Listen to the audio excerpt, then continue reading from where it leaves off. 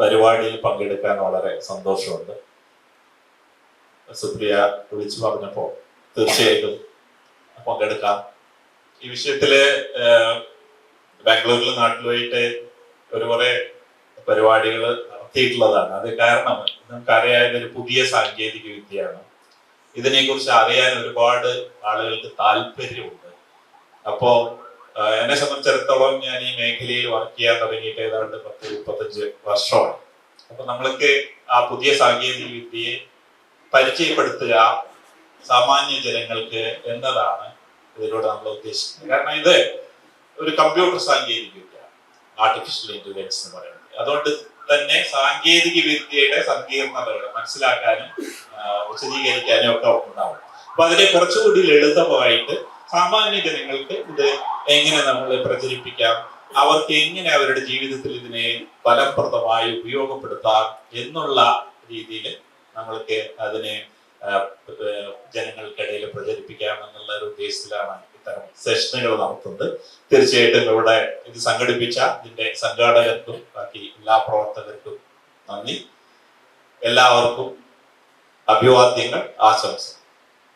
ഇപ്പൊ നമ്മള് സാധാരണ ലൈബ്രറി ആയതുകൊണ്ട് അല്ലാതെ ഒരുപാട് നമ്മുടെ സാംസ്കാരിക പരിപാടികൾ നടത്തും, പ്രഭാഷണങ്ങൾ നടത്താറുണ്ട്. ഞാൻ പല വിഷയങ്ങളും നടത്താറുണ്ട്. അത്തരം സാംസ്കാരിക, രാഷ്ട്രീയ, സാഹിത്യ വിഷയങ്ങളിലെ പ്രഭാഷണങ്ങളിൽ നിന്ന് അല്പം വ്യത്യസ്തമായിട്ട് ഇത് കുറച്ചുകൂടി സാങ്കേതിക വിഷയമായതുകൊണ്ട് ഇത് കുറച്ചുകൂടി ഒരു ക്ലാസ് രൂപത്തിലാണ് നമ്മൾ ഇതിനെ കൊണ്ടുപോകുന്നത്. അതുകൊണ്ട് കുറച്ചുകൂടി ഇന്ററാക്റ്റീവ് സെഷൻസ് ആയിരിക്കും. നിങ്ങൾക്ക് എപ്പോ വേണമെങ്കിൽ ചോദ്യങ്ങൾ ചോദിക്കാം. എന്തെങ്കിലും മനസ്സിലാവാത്ത എന്തെങ്കിലും സംശയങ്ങളോ ഉണ്ടെങ്കിൽ ചോദിക്കാം. ഞാൻ അങ്ങോട്ട് ചോദിക്കുന്നതിന് ഉത്തരം പറയേണ്ടി വരും. തെറ്റും ശരിക്കും മാർക്ക് കുറയ്ക്കില്ല. അതുകൊണ്ട് എല്ലാവരും തീർച്ചയായിട്ടും ഈ അവസരം നമ്മൾ ഉപയോഗപ്പെടുത്തും. അതായത് എനിക്ക് കുറച്ച് കാര്യങ്ങൾ അറിയാൻ ഞാൻ അത് നിങ്ങളുമായിട്ട് ഷെയർ ചെയ്യുന്നു. നിങ്ങൾക്കറിയാവുന്ന കുറച്ച് കാര്യങ്ങളുണ്ട്. പ്രത്യേകിച്ച് വളരെ യങ്സ്റ്റേഴ്സ് ആയിട്ടുള്ള ആൾക്കാരുണ്ട്, കോളേജ് സ്റ്റുഡൻസ് ഉണ്ട്. അപ്പൊ നമ്മൾ പരസ്പരം അങ്ങോട്ടും ഇങ്ങോട്ടും പങ്കുവെക്കുകയും പുതിയ കാര്യങ്ങളെ കുറിച്ച് അറിയാനുള്ള ഒരു അവസരമായിട്ട് നമുക്ക് ഇതിനെ ഉപയോഗപ്പെടും. അപ്പൊ നമുക്ക് ആരംഭിക്കാം. AI ഉപയോഗിച്ച എത്ര പേരുണ്ട് ഇതിലെ ഈ കൂട്ടത്തിൽ? AI ഉപയോഗിച്ച ഒരാളില്ലേ? അവിടെ കുറച്ച് പേര്. ഏത് ടൂളാ ഉപയോഗിച്ച്? ആപ്പാ ഉപയോഗിച്ച്?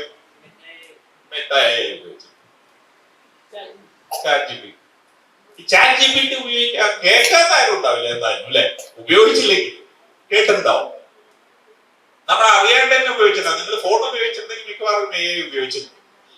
ഫോണില് ഉണ്ട്, ജെമിനി ഉണ്ട്, സിറി ഉണ്ട്, അലക്സ ഉണ്ട്. പലപ്പോഴും ഇപ്പൊ നമ്മള് ഗൂഗിൾ മാപ്പ് ഉപയോഗിക്കുമ്പോൾ അതിൽ AI ഉണ്ട്.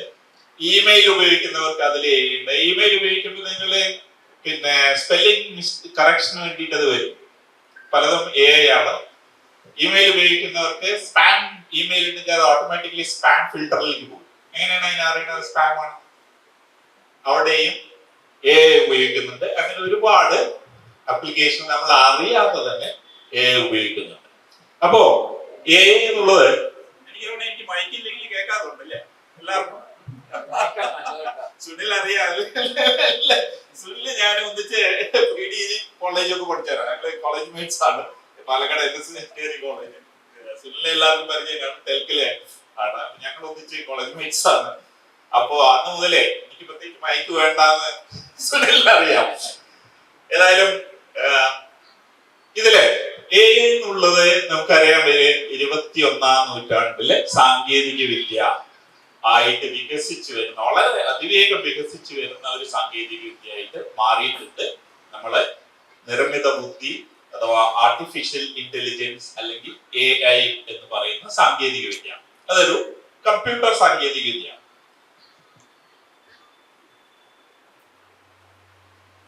അത് ഒരുപാട് മേഖലകളിൽ നമ്മളുടെ ജീവിതത്തെ വളരെ വിപ്ലവകരമായി അടിമുടി മാറ്റാൻ കെൽപ്പുള്ള, സാധ്യതയുള്ള ഒരു സാങ്കേതിക വിദ്യയാണ്. ഒരുപാട് മേഖലകളിൽ അതിന്റെ ഉപയോഗം വർദ്ധിച്ചു വരുന്നു. അത് ആരോഗ്യ മേഖലയില്, വിദ്യാഭ്യാസ രംഗത്ത്, മാനുഫാക്ചറിങ് രംഗത്ത്, മറ്റ് വ്യവസായ രംഗത്ത്, ഇങ്ങനെയൊക്കെ ഒരുപാട് മേഖലയില് അതിന്റെ ഒരുപാട് സാധ്യതകൾ തെളിയിച്ചിട്ടുണ്ട്. അനുദിനം പുതിയ പുതിയ മേഖലയിലേക്ക് അതിന്റെ ഉപയോഗം വികസിച്ചുകൊണ്ടിരിക്കുകയാണ്. നമ്മൾ മിക്കവാറും പക്ഷേ AI കുറിച്ച് കേട്ടത് ChatGPT വന്നപ്പോഴാണ്.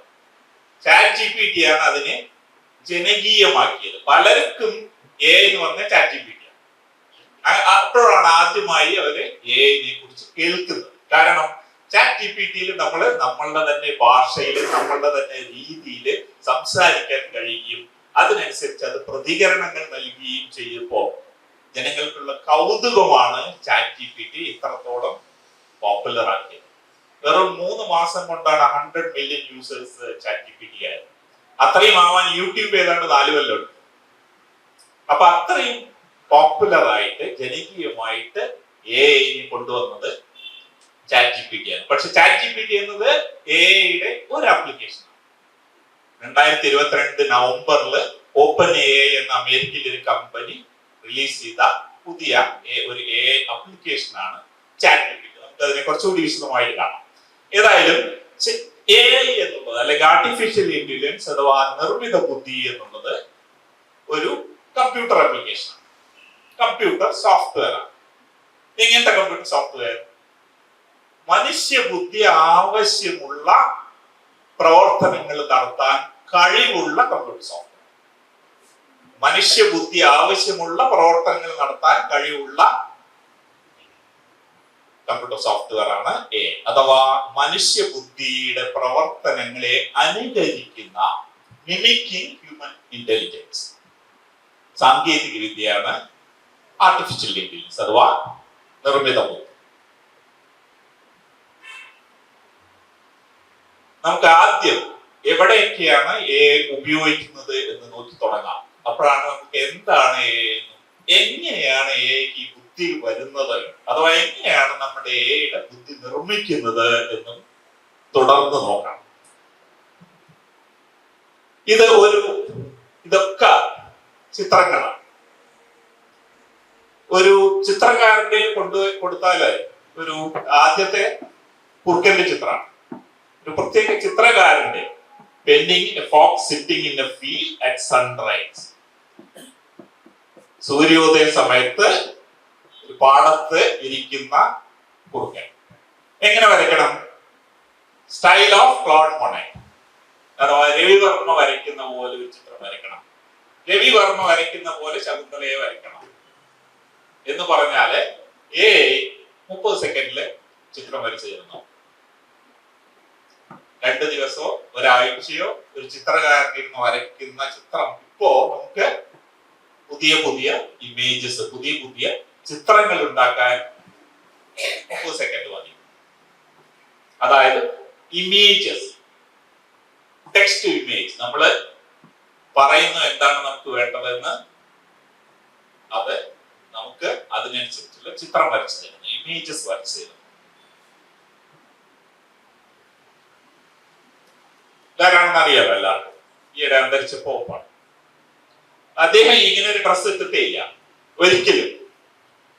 അദ്ദേഹം ബൈക്കിൽ കയറിയിട്ടേ ഇല്ല. മുഴുവൻ AI വരച്ച. ഇതിന് സാധ്യതയുമുണ്ട്, അതുപോലെ തന്നെ ഇതിലൊരു ഡേഞ്ചറുമുണ്ട്, അപകടവുമുണ്ട്. അപകടം നിങ്ങൾ കഴിഞ്ഞ 2 ദിവസമായിട്ട് അറിയിണ്ടാവും അല്ലെ? ഒരു ഫോട്ടോ വെച്ചിട്ട് ആ അപകടം ഇതിലുണ്ട്. എല്ലാ സാങ്കേതിക വിദ്യയും അങ്ങനെയാണ്, എല്ലാ ടെക്നോളജിയും അങ്ങനെയാണ്. മനുഷ്യ നന്മയ്ക്ക് വേണ്ടി ഉണ്ടാക്കുന്ന ടെക്നോളജി ചിലരുടെ കയ്യിൽ ദുരുപയോഗം ചെയ്യപ്പെടാം. അതിനുള്ള സാധ്യത AI-യിലുണ്ട്. അതുകൊണ്ട് ആരെ എങ്ങനെ വേണമെങ്കിലും ഫോട്ടോസ് ഉണ്ടാക്കാം, ഡിജിറ്റൽ ഇമേജസ് ഉണ്ടാക്കാം. ഇത് പോപ്പിന്റെ ചിത്രങ്ങളാണ്. അത് പക്ഷേ AI ഉണ്ടാക്കിയതാണെന്ന് പറഞ്ഞിട്ടാണ് ഇത് അന്ന് വളരെ വ്യാപകമായിട്ട് പ്രചരിപ്പിക്കപ്പെട്ടത്. എനിക്കൊരു പൂക്കട തുടങ്ങണം, എനിക്ക് അതിന്റെ ഒരു ഡിസൈൻ വേണം. യൂഷ്വലി നമ്മൾ എന്താ ചെയ്യുക? അതുമായിട്ട് ഒന്നുകിൽ പല പൂക്കടകളിൽ പോയിട്ട് നോക്കും എങ്ങനെയാണ്. ഇപ്പൊ നമുക്ക് വീട് വയ്ക്കണം നോക്കിയാൽ എന്താ യൂഷ്വലി ചെയ്യുക? പല വീടുകൾ, പുതിയ വീടുകൾ നമ്മൾ പോയി കാണും, എന്നിട്ട് അതിന്റെ ഡിസൈൻ ഒക്കെ നോക്കും. അതുപോലെ ഒരു പൂക്കട വേണം, എനിക്ക് അതിനൊരു ഡിസൈൻ വേണം എന്ന് പറയും. 10 സെക്കൻഡിൽ എനിക്ക് അതിനൊരു ഡിസൈൻ കിട്ടുക. അപ്പൊ വീടുകളും അതുപോലെ നമുക്ക് വീടുകളുടെ ഡിസൈൻ നോക്കൂ. വെറുതെ ഒരു കേക്കിന്റെ ചിത്രം, ഒരു മോൺസ്റ്ററിന്റെ രൂപത്തിൽ, അതായത് ഇമേജസ് ജനറേറ്റ് ചെയ്യുന്നത്.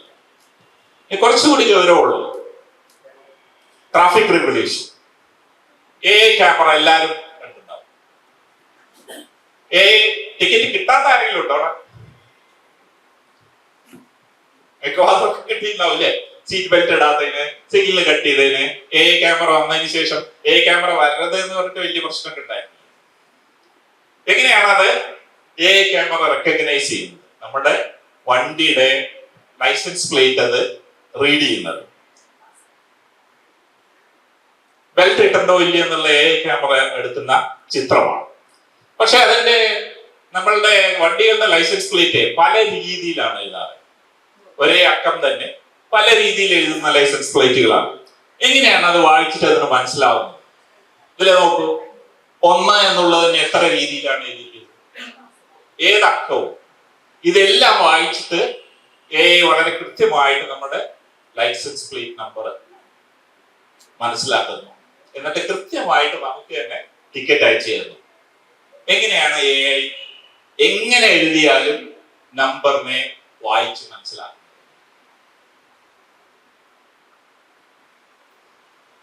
എന്താണ് മനസ്സിലായത്? തെങ്ങ് കയറുന്ന യന്ത്രമാണ്. തെങ്ങ് കയറുന്ന യന്ത്രം ഇതൊരു മദ്രാസ് കമ്പനി ഡെവലപ്പ് ചെയ്തതാണ്. തെങ്ങ് കയറുന്നത് വലിയ പ്രശ്നമല്ല. പ്രശ്നം എന്താണ്? ഏത് തേങ്ങയാണ് പറിക്കേണ്ടതെന്ന് മനസ്സിലാക്കാനാണ് പ്രശ്നം. തേങ്ങ മൂത്തതാണെന്ന് അറിയണം. അവിടെയാണ് AI സാങ്കേതിക വിദ്യ ഉപയോഗിക്കപ്പെടുക. തേങ്ങ നോക്കി മൂത്ത തേങ്ങ മാത്രം പറിച്ച് കൊണ്ടുവരാം. AI ഉപയോഗിച്ച് തേങ്ങ മൂത്തതാണോ അല്ലേ എന്നറിയാം. ഇപ്പൊ വളരെ താമസിയാതെ ഇത്തരം മിനിയേച്ചറൈസ്ഡ് ആയിട്ടുള്ള യന്ത്രങ്ങൾ നമ്മുടെ നാട്ടില് കണ്ടാൽ അത്ഭുതമില്ല. AI ഉപയോഗിച്ചുകൊണ്ട് ഇതൊരു വീഡിയോ അല്ലെ, ഓഡിയോ ഉണ്ട്, നമ്മൾ കണക്ട് ചെയ്തില്ല. അഗ്രികൾച്ചർ രംഗത്ത് ഫ്രൂട്ട് ഹാർവെസ്റ്റിംഗ്, പഴങ്ങൾ പൊരിക്കാൻ, ആപ്പിൾ ആവട്ടെ സ്ട്രോബെറി ആവട്ടെ, ഇതൊക്കെ അത് കൃത്യമായിട്ട് ഏതാണ് പഴുത്തത്, ഏതാണ് പാകമായത്, ഏതാണ് റൈപ്പായത് എന്ന് നോക്കി പറിക്കും. Robotic hand.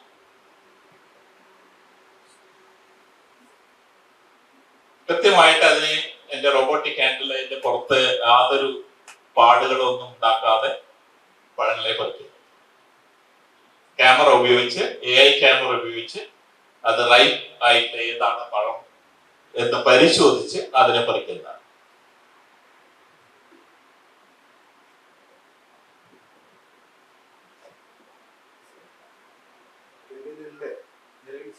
നിലവിൽ ചെയ്തോട്ടെ ഏതാണ് റൈപ്പ് എന്ന് വളരെ കൃത്യമായിട്ട് അത് മനസ്സിലാക്കിയിട്ട് അത്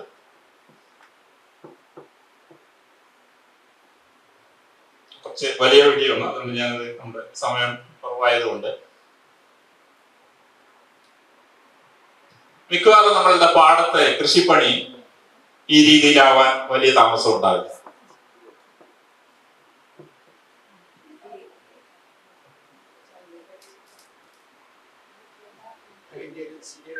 ഇത് ചൈനയിലെ ഒരു വില്ലേജിൽ അവര് പരീക്ഷണാർത്ഥം ചെയ്യുന്നതാണ്. ഇതൊരു ആനിമേറ്റഡ് ബോട്ടാണ്, ബട്ട് ചൈനീസ് ഒരു വില്ലേജിൽ ചെയ്യുന്നതാണ്.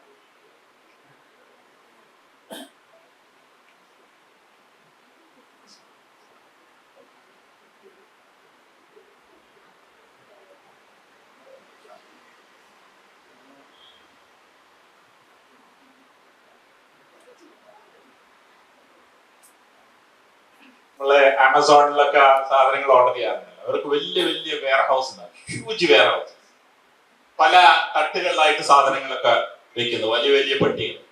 അത് ഓട്ടോമാറ്റിക്കലി അത് പോയിട്ട് അതിന്റെ സൈസ് എന്താണെന്നോ അതിന്റെ ഉള്ളിൽ എന്താണെന്നോ അറിഞ്ഞിട്ട് അതിനനുസരിച്ച് ഏത് റാക്കിലാണ് വെക്കേണ്ടത് എന്ന് അത് തന്നെ ഡിസൈഡ് ചെയ്യും. അതിനനുസരിച്ച് എടുക്കുകയും അറേഞ്ച് ചെയ്യുകയും ചെയ്യുന്ന റോബോട്ട്സുകൾ നിലവിലുള്ളതാണ്.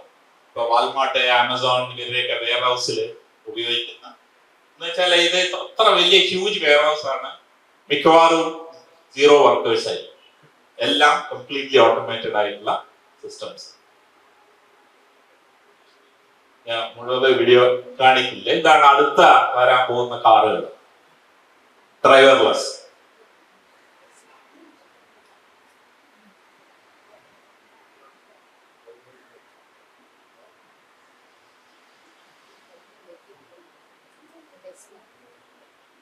ഇപ്പൊ തന്നെ പല കാറുകളിലും അഡാസ് എന്ന് കേട്ടിട്ടുണ്ടാവും നിങ്ങൾ, അസിസ്റ്റഡ് ഡ്രൈവിംഗ് സിസ്റ്റം. പാർക്ക് ചെയ്യാന് ഇതിലെ ക്രൂസ് സിസ്റ്റംസ് എല്ലാം ഉണ്ട്. അതിന്റെ നെക്സ്റ്റ് സ്റ്റേജ് ആണ് ഡ്രൈവർലെസ് കാറുകൾ.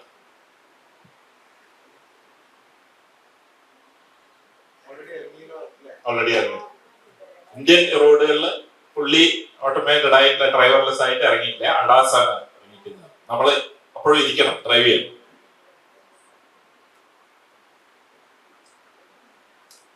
ചെസ് കളിക്കാനുള്ള മെഷീൻ ആരെങ്കിലും ഓർമ്മിക്കുന്നുണ്ടെങ്കിൽ 87-87 ഗാരി കാസ്പറോവിനെ ആദ്യമായിട്ട് ഒരു കമ്പ്യൂട്ടർ തോൽപ്പിച്ച കഥ അന്ന് വളരെ വളരെ പോപ്പുലർ ആയി. ആദ്യമായിട്ട് ഒരു കമ്പ്യൂട്ടർ മെഷീൻ, IBMന്റെ ഡീപ് ബ്ലൂ എന്ന പേരുള്ള ഒരു കമ്പ്യൂട്ടർ അന്നത്തെ ലോക ചെസ് ചാമ്പ്യനായ ഗാരി കാസ്പറോവിനെ തോൽപ്പിക്കില്ല. യഥാർത്ഥത്തിൽ AI അടുത്ത വികാസ ഘട്ടം തുടങ്ങുന്നത് ആ ഒരു സംഭവത്തിൽ നിന്നാണ്. മനുഷ്യബുദ്ധിയെ അനുകരിക്കുന്ന യന്ത്രങ്ങൾ എന്ന പ്രവർത്തനത്തിന്, ഗവേഷണങ്ങൾക്ക് വലിയ ഒരു ആവേശം പകർന്ന ഒരു സംഭവമായിരുന്നു അത്. കമ്പ്യൂട്ടർ ഗാരി കാസ്പറോവിനെ തോൽപ്പിക്കുന്നത്. അതുപോലെ തന്നെ ഒരുപാട് മേഖലകളില് കോവിഡ് കാലത്തെ പണ്ട് പല മാരകമായിട്ടുള്ള അസുഖങ്ങൾക്കും വാക്സിനുകള് കണ്ടുപിടിച്ചിരുന്നത് ദശാബ്ദങ്ങൾ കഴിഞ്ഞാണ്.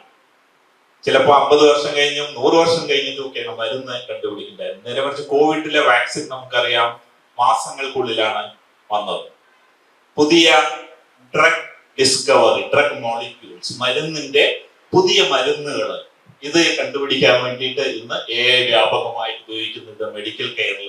അതുപോലെ കസ്റ്റമർ സപ്പോർട്ട് വലിയൊരു, നിങ്ങൾ പലരും കസ്റ്റമർ സപ്പോർട്ട് വിളിച്ചാല് ഇങ്ങോട്ട് വർത്തമാനം പറയുന്നതൊക്കെ റോബോട്ടുകളാണ്, അല്ലെങ്കിൽ AI ആപ്ലിക്കേഷൻ ആണ്, മനുഷ്യനെ അല്ല. അത്തരം ഫങ്ഷൻസ് മിക്കവാറും കസ്റ്റമർ സപ്പോർട്ട് ആളുകൾ മാറുകയും ഇത്തരം AI സിസ്റ്റം ഉപയോഗത്തിൽ വരികയും ചെയ്തിട്ടുണ്ട്. MRI ഇമേജ് സ്കാൻ ചെയ്യുന്നത്, ഡോക്ടർമാരെ സഹായിക്കുന്നത്, ഡോക്ടേഴ്സിന്റെ അസിസ്റ്റന്റ് ആയിട്ട് AI ഉപയോഗിച്ചത്. MRI സ്കാൻ ചെയ്തിട്ട് അതിൽ എന്താണ് പ്രശ്നം എന്ന് കണ്ടുപിടിക്കുന്നത്. ഇടതുഭാഗത്തുള്ളതാണ് എയർപോർട്ട് പോലെയുള്ള വളരെ തിരക്കേറിയ സ്ഥലങ്ങളിൽ ആരെങ്കിലും വളരെ സസ്പീഷ്യസ് ആയിട്ടുണ്ടോ എന്ന് കണ്ടുപിടിക്കുന്നതിന് ഫേസ് റെക്കഗ്നിഷൻ സിസ്റ്റംസ്. ഇമേജുകൾ, അപ്പൊ ആ ഇമേജില് പൂച്ച ഏതാണ് അല്ലെങ്കിൽ പട്ടി ഏതാണെന്ന് കണ്ടുപിടിക്കുന്നത്. അതിന് അത്തരം ഇമേജ് റെക്കഗ്നിഷൻ സോഫ്റ്റ്വെയർ. നേരത്തെ നമ്മളെ ലൈസൻസ് പ്ലേറ്റ് എന്ന് പറഞ്ഞ പോലെ നമ്പർ എങ്ങനെ എഴുതിയാലും അത് തിരിച്ചറിയുന്ന pattern recognition, image recognition applications. ഇങ്ങനെ ഒരുപാട് രംഗത്ത്, ഉദാഹരണത്തിന് ഇതൊന്ന് സാറ്റലൈറ്റിൽ നിന്ന് കിട്ടുന്ന ഇമേജ് ആണത്. നമ്മൾ കണ്ട എന്തെങ്കിലും അറിയോ എന്താണ്? കുറെ കുത്തും കോമി മാത്രമേ അതെന്താണെന്ന് ആക്ച്വലി അതിന്ന് റിക്കവർ ചെയ്യുന്നത്.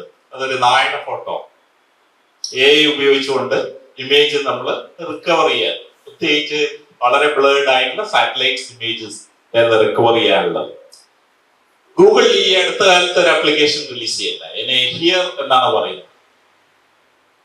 ഹെൽത്ത് കെയർ അസിസ്റ്റന്റ് ആണ്. എന്താണ് ചെയ്യുന്നത്? നമ്മൾ ചുമയ്ക്കുക, ചുമയുടെ ശബ്ദം റെക്കോർഡ് ചെയ്യാം നിങ്ങളുടെ മൊബൈൽ ഫോണിൽ 30 seconds. അത് AI-ന് അയച്ചു കൊടുക്കുക. ഇപ്പൊ നമ്മുടെ ലങ്സിൽ എന്തെങ്കിലും അസുഖമുണ്ടോ എന്നത് പറയും. കോവിഡ് ആണോ, ഇൻഫെക്ഷൻ ആണോ, TB ആണോ, അത്തരം ഒരു ആപ്ലിക്കേഷൻ. നമ്മളുടെ ചുമയുടെ റെക്കോർഡിംഗ്, അത് ഏതാണ്ട് 30 കോടി ശബ്ദ സാമ്പിളുകൾ, ചുമയുടെ സാമ്പിളുകൾ ശേഖരിച്ചിട്ട് ട്രെയിൻ ചെയ്ത സിസ്റ്റമാണ് ഗൂഗിൾ ഇറക്കിയ ഹിയർ. ഒരുപാട് സാധ്യതകൾ ഈ രംഗത്ത് ഉണ്ട്. ChatGPT അത് പുതിയ ഇമേജുകളും പുതിയ ടെക്സ്റ്റുകളും ഉണ്ടാക്കാൻ വേണ്ടിയിട്ട് ഉപയോഗിക്കുന്നത്. അതാണ് നമ്മൾ ഏറ്റവും ഫെമിലിയർ. ഞാൻ നേരത്തെ പറഞ്ഞ മാതിരി ഏതാണ്ട് 2 മാസത്തിനുള്ള 100 മില്യൺ യൂസേഴ്സ് ChatGPT ഉണ്ടാവുന്നത്. അത്രയും പോപ്പുലർ ആയിട്ടുള്ള AI ആപ്ലിക്കേഷൻ. ഇത് ChatGPT-യിൽ ഉപയോഗിക്കുന്നവർക്കറിയാം നമ്മൾ എന്താ ചെയ്യുന്നത്. നമ്മൾ എന്ത് ചോദ്യം വേണമെങ്കിൽ കൊടുക്കുക. ഇതിൽ ചോദിച്ചിരിക്കുന്നത് ഒരു കോളേജ് യൂണിയൻ നമുക്ക് സംഘടിപ്പിക്കണം, എന്തൊക്കെ അതിന് ചെയ്യണം എന്ന് ChatGPT ചോദിക്കുകയാണ്. ആൻഡ് ഇറ്റ്സ് സജസ്റ്റ് എന്തൊക്കെയാണ് സ്റ്റെപ്പുകൾ. ഞാൻ മറ്റൊരു ചോദ്യം കൊടുത്തത് എങ്ങനെയാണ് സാമ്പാർ ഉണ്ടാക്കുക. ChatGPT അത് കൃത്യമായി പറയേണ്ടത് നിങ്ങൾക്ക് വായിക്കാൻ പറ്റുണ്ടോ എന്നറിയില്ല. പരിപ്പ് വേവിക്കണം എന്ന് അറിയില്ല. ആവശ്യമുള്ള സാധനങ്ങൾ എന്തൊക്കെയാണ് അല്ലെ? പരിപ്പ്, പച്ചക്കറികളുള്ളത്, മസാലകള്, അത് കഴിഞ്ഞിട്ട് അത് എങ്ങനെയാണ് ഉണ്ടാക്കുക, തയ്യാറാക്കുന്ന വിധം, ഇത് മുതൽ ഒരുപാട് കൂടുതൽ ടെക്നോളജിക്കൽ ആയിട്ടുള്ള സങ്കീർണമായിട്ടുള്ള ചോദ്യങ്ങൾക്കൊക്കെ ഉത്തരം പറയാൻ ChatGPT പോലെയുള്ള ആപ്ലിക്കേഷൻസുകൾ, AI ആപ്ലിക്കേഷൻസ് ഇന്ന് അവൈലബിൾ ആണ്.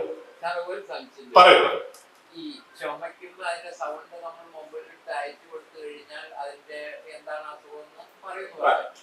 അത് 30 കോടി സാമ്പിൾസ് കളക്ട് അനലൈസ് ചെയ്ത് തന്നെ എടുക്കണേ തോന്നുന്നു. ഈ 30 കോടി സാമ്പിൾസ് എവിടെ നിന്നാണ് കിട്ടുന്നത്? അതെ, ഒരുപാട് ആളുകളെ ഈ രജിസ്റ്റർ ചെയ്യണം ബേസിക്കലി. അതായത് ഇപ്പോ മോസ്റ്റ്ലി US എന്നാണത് ചെയ്യുന്നത്. അപ്പൊ ഹോസ്പിറ്റലില് അസുഖമൊക്കെ ആയിട്ട് വരുന്നവരോട് അങ്ങനെയാണ് മെഡിക്കൽ രംഗത്ത് ഗവേഷണങ്ങൾ നമ്മൾ സൈനപ്പ് ചെയ്യും. അപ്പൊ അങ്ങനെ അസുഖമായിട്ട് വരുന്നവരുടെ ശബ്ദ സാമ്പിളുകൾ എടുക്കുക. ഇതിന് വോളണ്ടിയർ ആയിട്ട് സൈനപ്പ് ചെയ്യുന്നവരെ അറിഞ്ഞുകൊണ്ടാവാം, അറിയാത്ത ഇതിലും ആവാം. അസുഖമുള്ളത് പല അസുഖമുള്ളവരുടെ ശബ്ദ സാമ്പിളുകൾ, അസുഖമേ ഇല്ലാത്തവരുടെ ശബ്ദ സാമ്പിളുകൾ, ഇങ്ങനെ ഇതൊക്കെ കളക്ട് ചെയ്തിട്ടാണ് അത് ഉപയോഗിച്ച് ട്രെയിൻ ചെയ്യുന്നത്. അപ്പൊ ചിലത് അവരെ കൺസെന്റ് വാങ്ങിയിട്ടാവും, പലതും കൺസെന്റ് വാങ്ങാതെയാവും. ഹോസ്പിറ്റലിലെ ക്ലിനിക്കുകള്, പ്രൈമറി ക്ലിനിക്ക്, ഇതൊക്കെ കേന്ദ്രീകരിച്ചുകൊണ്ടാണ് ചെയ്യുന്നത്. അപ്പൊ ഒരുപാട് ഏരിയകളിൽ ഇത് ഉപയോഗിക്കുന്നുണ്ട്.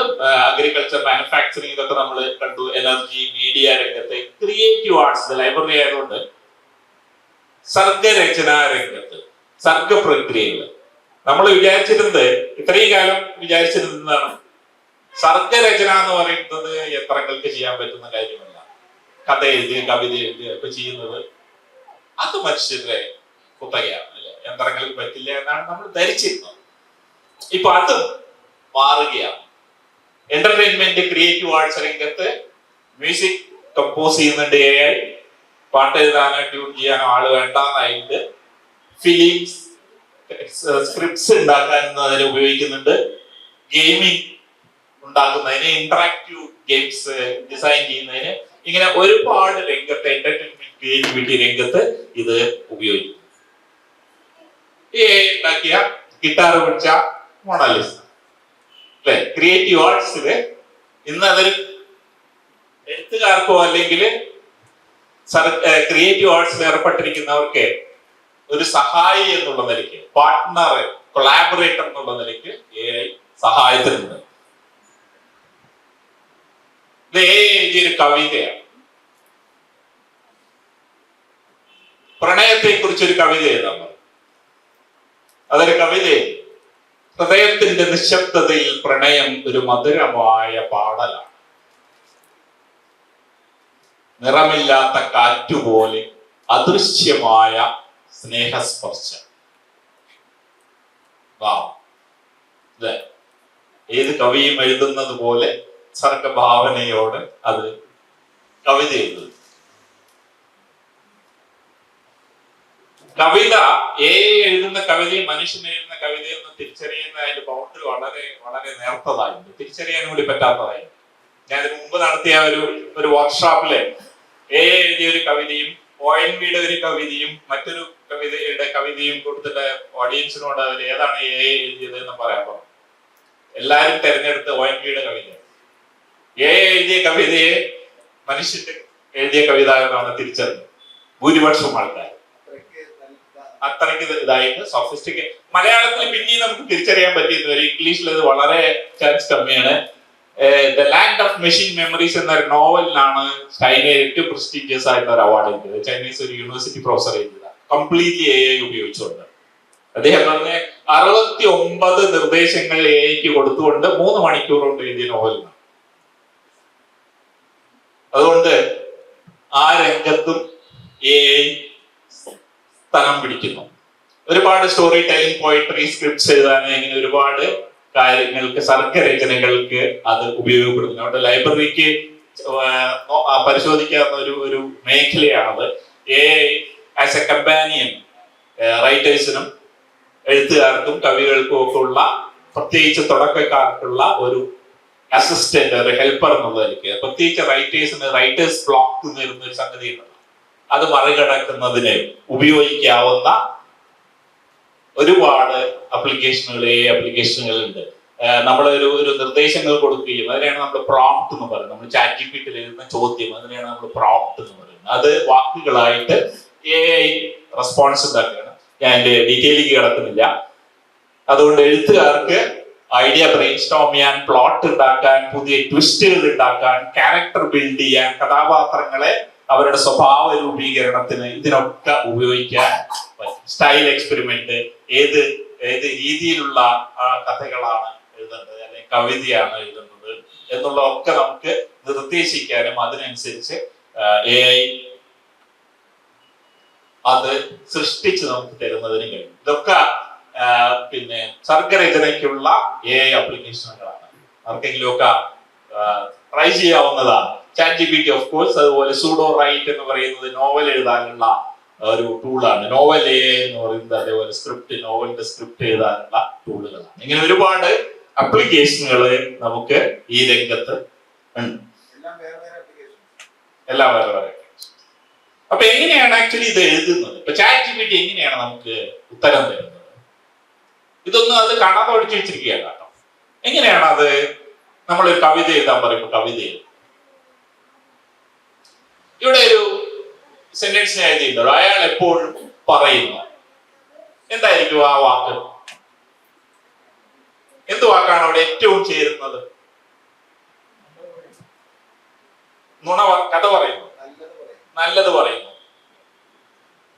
നല്ലത് പറയുന്നു, കഥ പറയുന്നു, കുറ്റം പറയുന്നു. ഞാൻ ഉദ്ദേശിച്ച അയാൾ എപ്പോഴും നുണ പറയുന്നു. ആരാണോ അയാൾ നമ്മൾ വിചാരിച്ചത് അതിനനുസരിച്ച് നമ്മൾ ഫിൽ ചെയ്യും. എങ്ങനെയാണ് നമുക്ക് ആ വാക്ക് കിട്ടുന്നത്? ഇടത്തോട്ട് പോകേണ്ടതിന് പകരം അയാൾ വലത്തോട്ട് പോയി. ഭൂരിപക്ഷം ആൾക്കാർ വലത്തോട്ട് പോയി എന്നാണ് അല്ലേ? നേരെ പോയി എന്നായിക്കൂടെ. ഇടത്തോട്ട് പോകേണ്ടതിന് പകരം അയാൾ നേരെ പോയി എന്നും ആവാൻ. പക്ഷെ വലത്തോട്ട് പോയി എന്നാണ് നമുക്ക് പെട്ടെന്ന് വന്ന പ്രതികരണം. എങ്ങനെയാണ് നമ്മൾ വലത്തോട്ട് പോയി എന്ന് നമ്മളുടെ മനസ്സിൽ വന്നത്? ഇടത്തോട്ട് എന്നുള്ളതിന് നമ്മള് അത് വരാൻ കാരണം ഒരുപാട് പേരോട് നമ്മൾ ദൈനംദിനം സംസാരിക്കുന്നുണ്ട്. ഈ സംസാരത്തിലൊക്കെ ഇടത്തോട്ട് പോയി എന്നുള്ള വാചകത്തിന് പലപ്പോഴും 90% വലത്തോട്ട് പോയി എന്നായി. അല്ലെങ്കിൽ നേരത്തെ പറഞ്ഞ മാതിരി അയാൾ നുണ പറയുന്നു, എപ്പോഴും നുണ പറയുന്നു. അയാൾ എപ്പോഴും സത്യം പറയുന്നു എന്ന് ആരും പറയാം. അയാൾ എപ്പോഴും സത്യം പറയുന്നു എന്ന് പറയും, അയാൾ എപ്പോഴും നുണ പറയുന്നു എന്ന് പറയും. അതായത് നമ്മള് ദൈനംദിന ആളുകളുമായിട്ട് സംഭാഷണത്തിൽ ഏർപ്പെടുന്ന നമ്മളുടെ തലച്ചോറ് പഠിക്കുന്നത് എങ്ങനെയാണ് വാക്കുകൾ ഫോം ചെയ്യുന്നത് എന്നാണ്. വാക്കുകളുടെ റിലേഷൻ, വാക്കുകളുടെ ബന്ധത്തെ കുറിച്ചാണ് നമ്മുടെ തലച്ചോറ് പഠിക്കുന്നത്. ഒരു വാക്ക് കഴിഞ്ഞാൽ ആ കോണ്ടക്ഷൻ അനുസരിച്ച് ഇന്ന വാക്ക് വരാനാണ് ഏറ്റവും കൂടുതൽ സാധ്യത എന്നാണ് ChatGPT പറയുന്നത്. അതുകൊണ്ടാണ് ChatGPT ചിലപ്പോൾ പറയുമ്പോൾ തെറ്റിപ്പോണം. അത് സാധ്യതയാണ്. നമ്മുടെ ബ്രെയിനും അങ്ങനെയാണ്. അപ്പൊ ഇവിടെ പറഞ്ഞത് മിക്കവാറും പേര് പറഞ്ഞത് വലത്തോട്ട് പോവാ, അതാണ് പ്രധാനമായിട്ടുള്ള സാധ്യത. നേരെ പോയി എന്നും ആവാം അല്ലെ, ഒരു 10% നേരെ പോയി എന്നാവാം, 90% വലത്തോട്ട് പോയി എന്നായിരിക്കും. ഈ പ്രോബബിലിറ്റിയാണ് ChatGPT പോലുള്ള ആപ്ലിക്കേഷനുകൾ AI നമ്മൾക്ക് തരുന്ന ടെക്സ്റ്റ്. അത് യഥാർത്ഥത്തിൽ കവിത എഴുതിയോ കഥ എഴുതിയോ ഒന്നുമല്ല പാവം ചെയ്യുന്നത്. ഒരു വാക്കിന് ശേഷം അടുത്ത മോസ്റ്റ് പ്രോബബ്ലി വരാനുള്ള വാക്ക് ഏത് എന്ന് അത് ഇതുവരെ പഠിച്ച വായിച്ച പുസ്തകങ്ങളിൽ നിന്നും ആർട്ടിക്കിളിൽ നിന്നും ഒക്കെ അത് പറയുകയാണ്, ഇതാണ് അടുത്ത വാക്ക്. അങ്ങനെ അടുത്ത വാക്കുകൾ അത് പ്രഡിക്റ്റ് ചെയ്തുകൊണ്ടാണ് ആ സെന്റൻസ് ഉണ്ടാകുന്നത്. എങ്ങനെയാണ്, എവിടുന്നാണ് അത് പഠിച്ചത്? ഈ അടുത്ത കാലത്ത് ഓപ്പൺ AI കമ്പനി ടൈംസുമായിട്ട് ഒരു കരാർ ഒപ്പിട്ടു. എന്തിനാണ്? കഴിഞ്ഞ 100 വർഷങ്ങളിൽ അതിന്റെ ആർക്കൈവിലുള്ള എല്ലാ ആർട്ടിക്കിൾസും ട്രെയിൻ ചെയ്യാൻ വേണമെന്ന് പറഞ്ഞിട്ട്. നമ്മൾ ChatGPTയിൽ നമ്മൾ വെറുതെ ഇടുന്ന ചാറ്റുകള്, ഫേസ്ബുക്കിൽ ഇടുന്ന പോസ്റ്റുകള്, ജിമെയിലിൽ ഇടുന്ന ഇമെയിൽ, എല്ലാ സാധനങ്ങളും ഫേസ്ബുക്കും ഗൂഗിളും ഒക്കെ അവരുടെ മോഡലുകളെ ട്രെയിൻ ചെയ്യാൻ ഉപയോഗിക്കുന്നുണ്ട്. നമ്മൾ അറിഞ്ഞാലും ഇല്ലെങ്കിലും. എങ്ങനെയാണ് ഈ ChatGPT മലയാളം മനസ്സിലാവുന്നത്? നമ്മൾ മലയാളത്തില് ChatGPTയിലോ ഫേസ്ബുക്കിലോ ഒക്കെ എഴുതുന്ന സാധനങ്ങൾ മുഴുവൻ ഉപയോഗിച്ചുകൊണ്ടാണ് ഇത്തരം മാതൃകകളെ ട്രെയിൻ ചെയ്യുന്നത്. എന്തിനാണ് ട്രെയിനിങ്, എന്താണത് നമുക്ക് പരിശോധിക്കാം. ഏതായാലും മീഡിയ രംഗത്തുണ്ട്, ഞാൻ അതിലേക്ക് കടക്കുന്നില്ല. ഒരുപാട് ഉപയോഗമുള്ള ഒന്നാണ് മീഡിയ രംഗത്ത്. പുതിയ വളരെ മിനിറ്റുകൾക്കുള്ളിൽ പുതിയ കണ്ടന്റ് ഉണ്ടാക്കാൻ മാധ്യമങ്ങൾ ഉപയോഗിക്കുന്നുണ്ട്. പണ്ട് ദിവസങ്ങളും ആഴ്ചകളും ഒക്കെ വേണ്ടി വന്നത്. അതുപോലെ ഒരുപാട് ഫേക്ക് ആയിട്ടുള്ള ഐഡന്റിറ്റീസ് ഉണ്ടാക്കിയെടുക്കുകയും അത് നമ്മളോട് പ്രതികരിക്കുകയും ആർട്ടിക്കിൾ എഴുതുകയും അല്ലെങ്കിൽ കമന്റ്സ് ഇടുകയും, മിക്കവാറും ചില കമന്റ്സ് ഒക്കെ ഫേക്ക് ബോട്ടുകളാണ് എഴുതുന്നത് AI ഉപയോഗിച്ചുകൊണ്ട്. അതുകൊണ്ട് തന്നെ ഡീപ് ഫേക്ക്, ഞാൻ നേരത്തെ പറഞ്ഞ മാതിരി ഇത്തരം കള്ളപ്രചരണങ്ങൾക്ക്, നുണപ്രചരണങ്ങൾക്ക് ഇല്ലാത്ത ഫോട്ടോസ് ഉണ്ടാക്കിയിട്ട് ഇതിലൊക്കെ ഉപയോഗിക്കുന്ന ഒരു സാധ്യതയുണ്ട്, റിസ്ക് ഉണ്ട്. അതുകൊണ്ട് തന്നെ ഇപ്പൊ മാധ്യമ കമ്പനികള് വെരിഫിക്കേഷൻ ഒരുപാട് സ്ട്രിക്റ്റ് ആക്കിയിട്ട് വളരെയേറെ നോക്കിയിട്ടാണ് അവര് ഇടുന്നത്. അൺലെസ് ബോധപൂർവം നുണപ്രചരണത്തിന് വേണ്ടി ഉപയോഗിക്കുന്നവരെ ഒഴിച്ച്. ഇതിലേക്ക് ഞാൻ കടക്കുന്നില്ല. നമ്മളുടെ എനർജി യൂസ് അത് കുറച്ച് ഒരുപാട് മേഖലകളിലേക്ക് ഇനി ഉപയോഗം വരാനിരിക്കുന്നേ ഉള്ളൂ. ദൈനംദിനം ഏതാണ്ട് ദിവസം എന്ന തോത് തന്നെ പുതിയ ഉപയോഗങ്ങൾ അത് കണ്ടെത്തിക്കൊണ്ടിരിക്കും. അങ്ങനെയാണെങ്കിൽ എന്താണ് ഈ സാധനം? ഇതെന്താണ്? പൂച്ച. എല്ലാവർക്കും അറിയാം ഇത് പൂച്ചയാണ് അല്ലെ. ഇതോ? അതും പൂച്ചയാണ്. ഇതും പൂച്ചയാണ് അല്ലെ. സംശയമില്ല ആർക്കെങ്കിലും? അത് പൂച്ചയല്ല. കുറച്ചു പേർക്കെങ്കിലും സംശയം ഉണ്ടല്ലേ? സംശയം ഉള്ളവരാരൊക്കെയാണ്? പൂച്ചയെല്ലാം പറയാനുള്ളവര് കുറച്ചു പേരുണ്ട്. തെറ്റും ശരിയൊന്നുമില്ല കേട്ടോ, ചോക്ലേറ്റ് ഒന്നും തരില്ല ശരിയായാലേ. കുറച്ചു പേർക്കെങ്കിലും പൂച്ചയെല്ലാം തോണ്ട്. കാരണം നമ്മൾ ഇങ്ങനത്തെ ഒരു പൂച്ച കണ്ടിട്ടില്ലേ? പൂച്ച ആണെങ്കിൽ അല്ലേ?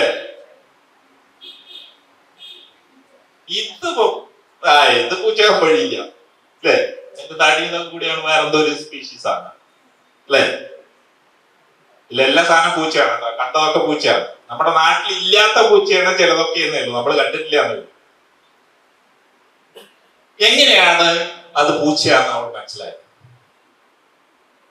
ആ ചിത്രം കണ്ട ഉടനെ നിങ്ങൾ പൂച്ചയാന്ന് പറഞ്ഞു. നിങ്ങൾ ഇതുവരെ കണ്ടിട്ടില്ലാത്ത പൂച്ചയാണ്, വീട്ടിലില്ലാത്ത പൂച്ചയാണ്, അടുത്ത വീട്ടിൽ ഒന്നും ഇല്ലാത്ത പൂച്ചയാണ്. പക്ഷെ നമ്മള് അത് പൂച്ചയാണെന്ന് തിരിച്ചറിയുന്നു. എങ്ങനെയാണ് തിരിച്ചറിയുന്നത്? നമ്മൾ കുട്ടികളാണ്, നമ്മുടെ വീട്ടിൽ അമ്മയൊക്കെ കാണിച്ചു തന്നില്ലേ, ഇതാണ് പൂച്ച, ഇതാണ് പട്ടി, ഇതാണ് കോഴി എന്ന് പറഞ്ഞിട്ട്. അങ്ങനെയാണ് നമ്മൾ അറിഞ്ഞത് അല്ലേ? നമ്മൾ ഇതുവരെ ഒരു പൂച്ചയും കണ്ടില്ലെങ്കിൽ ഒരു ചിത്രത്തിന് നമ്മളെ പൂച്ചയാണെന്ന് തിരിച്ചറിയില്ല. അതായത് നമ്മളെ ഉദാഹരണങ്ങൾ കാണിച്ച് നമ്മൾ ട്രെയിൻ ചെയ്തിരിക്കുകയാണ് പൂച്ചയെ തിരിച്ചറിയാൻ. ഉദാഹരണങ്ങൾ, പൂച്ചയെ, ജീവനോടെയുള്ള പൂച്ച അല്ലെങ്കിൽ കോഴി, മുറ്റത്ത് നടക്കുന്ന കോഴിയെ നമ്മളെ കാണിച്ച് ഇതാണ് കോഴി, ഇതാണ് കാക്ക അല്ലെ. കുട്ടികളാകുമ്പോൾ ചിലപ്പോൾ നമ്മൾ തെറ്റി പറയും. അത് ശരിയാവുന്നത് വരെ നമ്മുടെ ഒക്കത്തിരുന്ന് ഭക്ഷണം വായിൽ തരുമ്പോ കാക്ക, കോഴി പട്ടി എന്ന് പറഞ്ഞാൽ നമ്മളെ പഠിപ്പിച്ചത് കൊണ്ടാണ് നമ്മൾ തിരിച്ചറിയുന്നത്. ഇതുവരെ ഒരു പൂച്ചയും കണ്ടില്ലെങ്കിൽ നമ്മൾ പൂച്ചയെ തിരിച്ചറിയും, അല്ലേ? ഒരു ടൈപ്പ് പൂച്ചയല്ല നമ്മൾ കണ്ടിരിക്കുന്നത്, ഒരുപാട് ടൈപ്പ് പൂച്ചകളെ നമ്മൾ കണ്ടിട്ടുണ്ട്. ഒരു ടൈപ്പ് പൂച്ചയെ മാത്രമേ കണ്ടില്ലെങ്കിൽ വേറൊരു ടൈപ്പിനെ കണ്ടാൽ നമ്മൾ തിരിച്ചറിയും.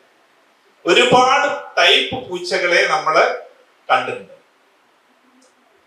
ഇവിടെ മാത്രമേ കണ്ടിട്ടുള്ളൂ.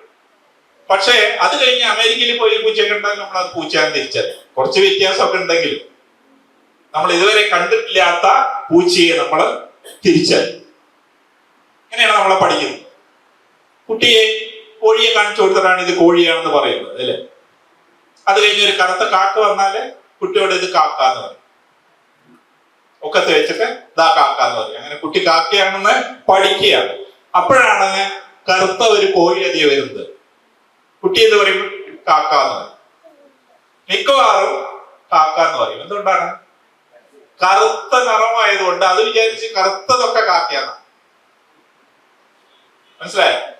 അൺടിൽ ഒരു പലതരത്തിലുള്ള കളറുള്ള കോഴികളെ അതിന് പരിചയപ്പെടുത്തുന്ന വരെ അത് വിചാരിക്കുന്നത് കറുപ്പാണ് കാക്ക.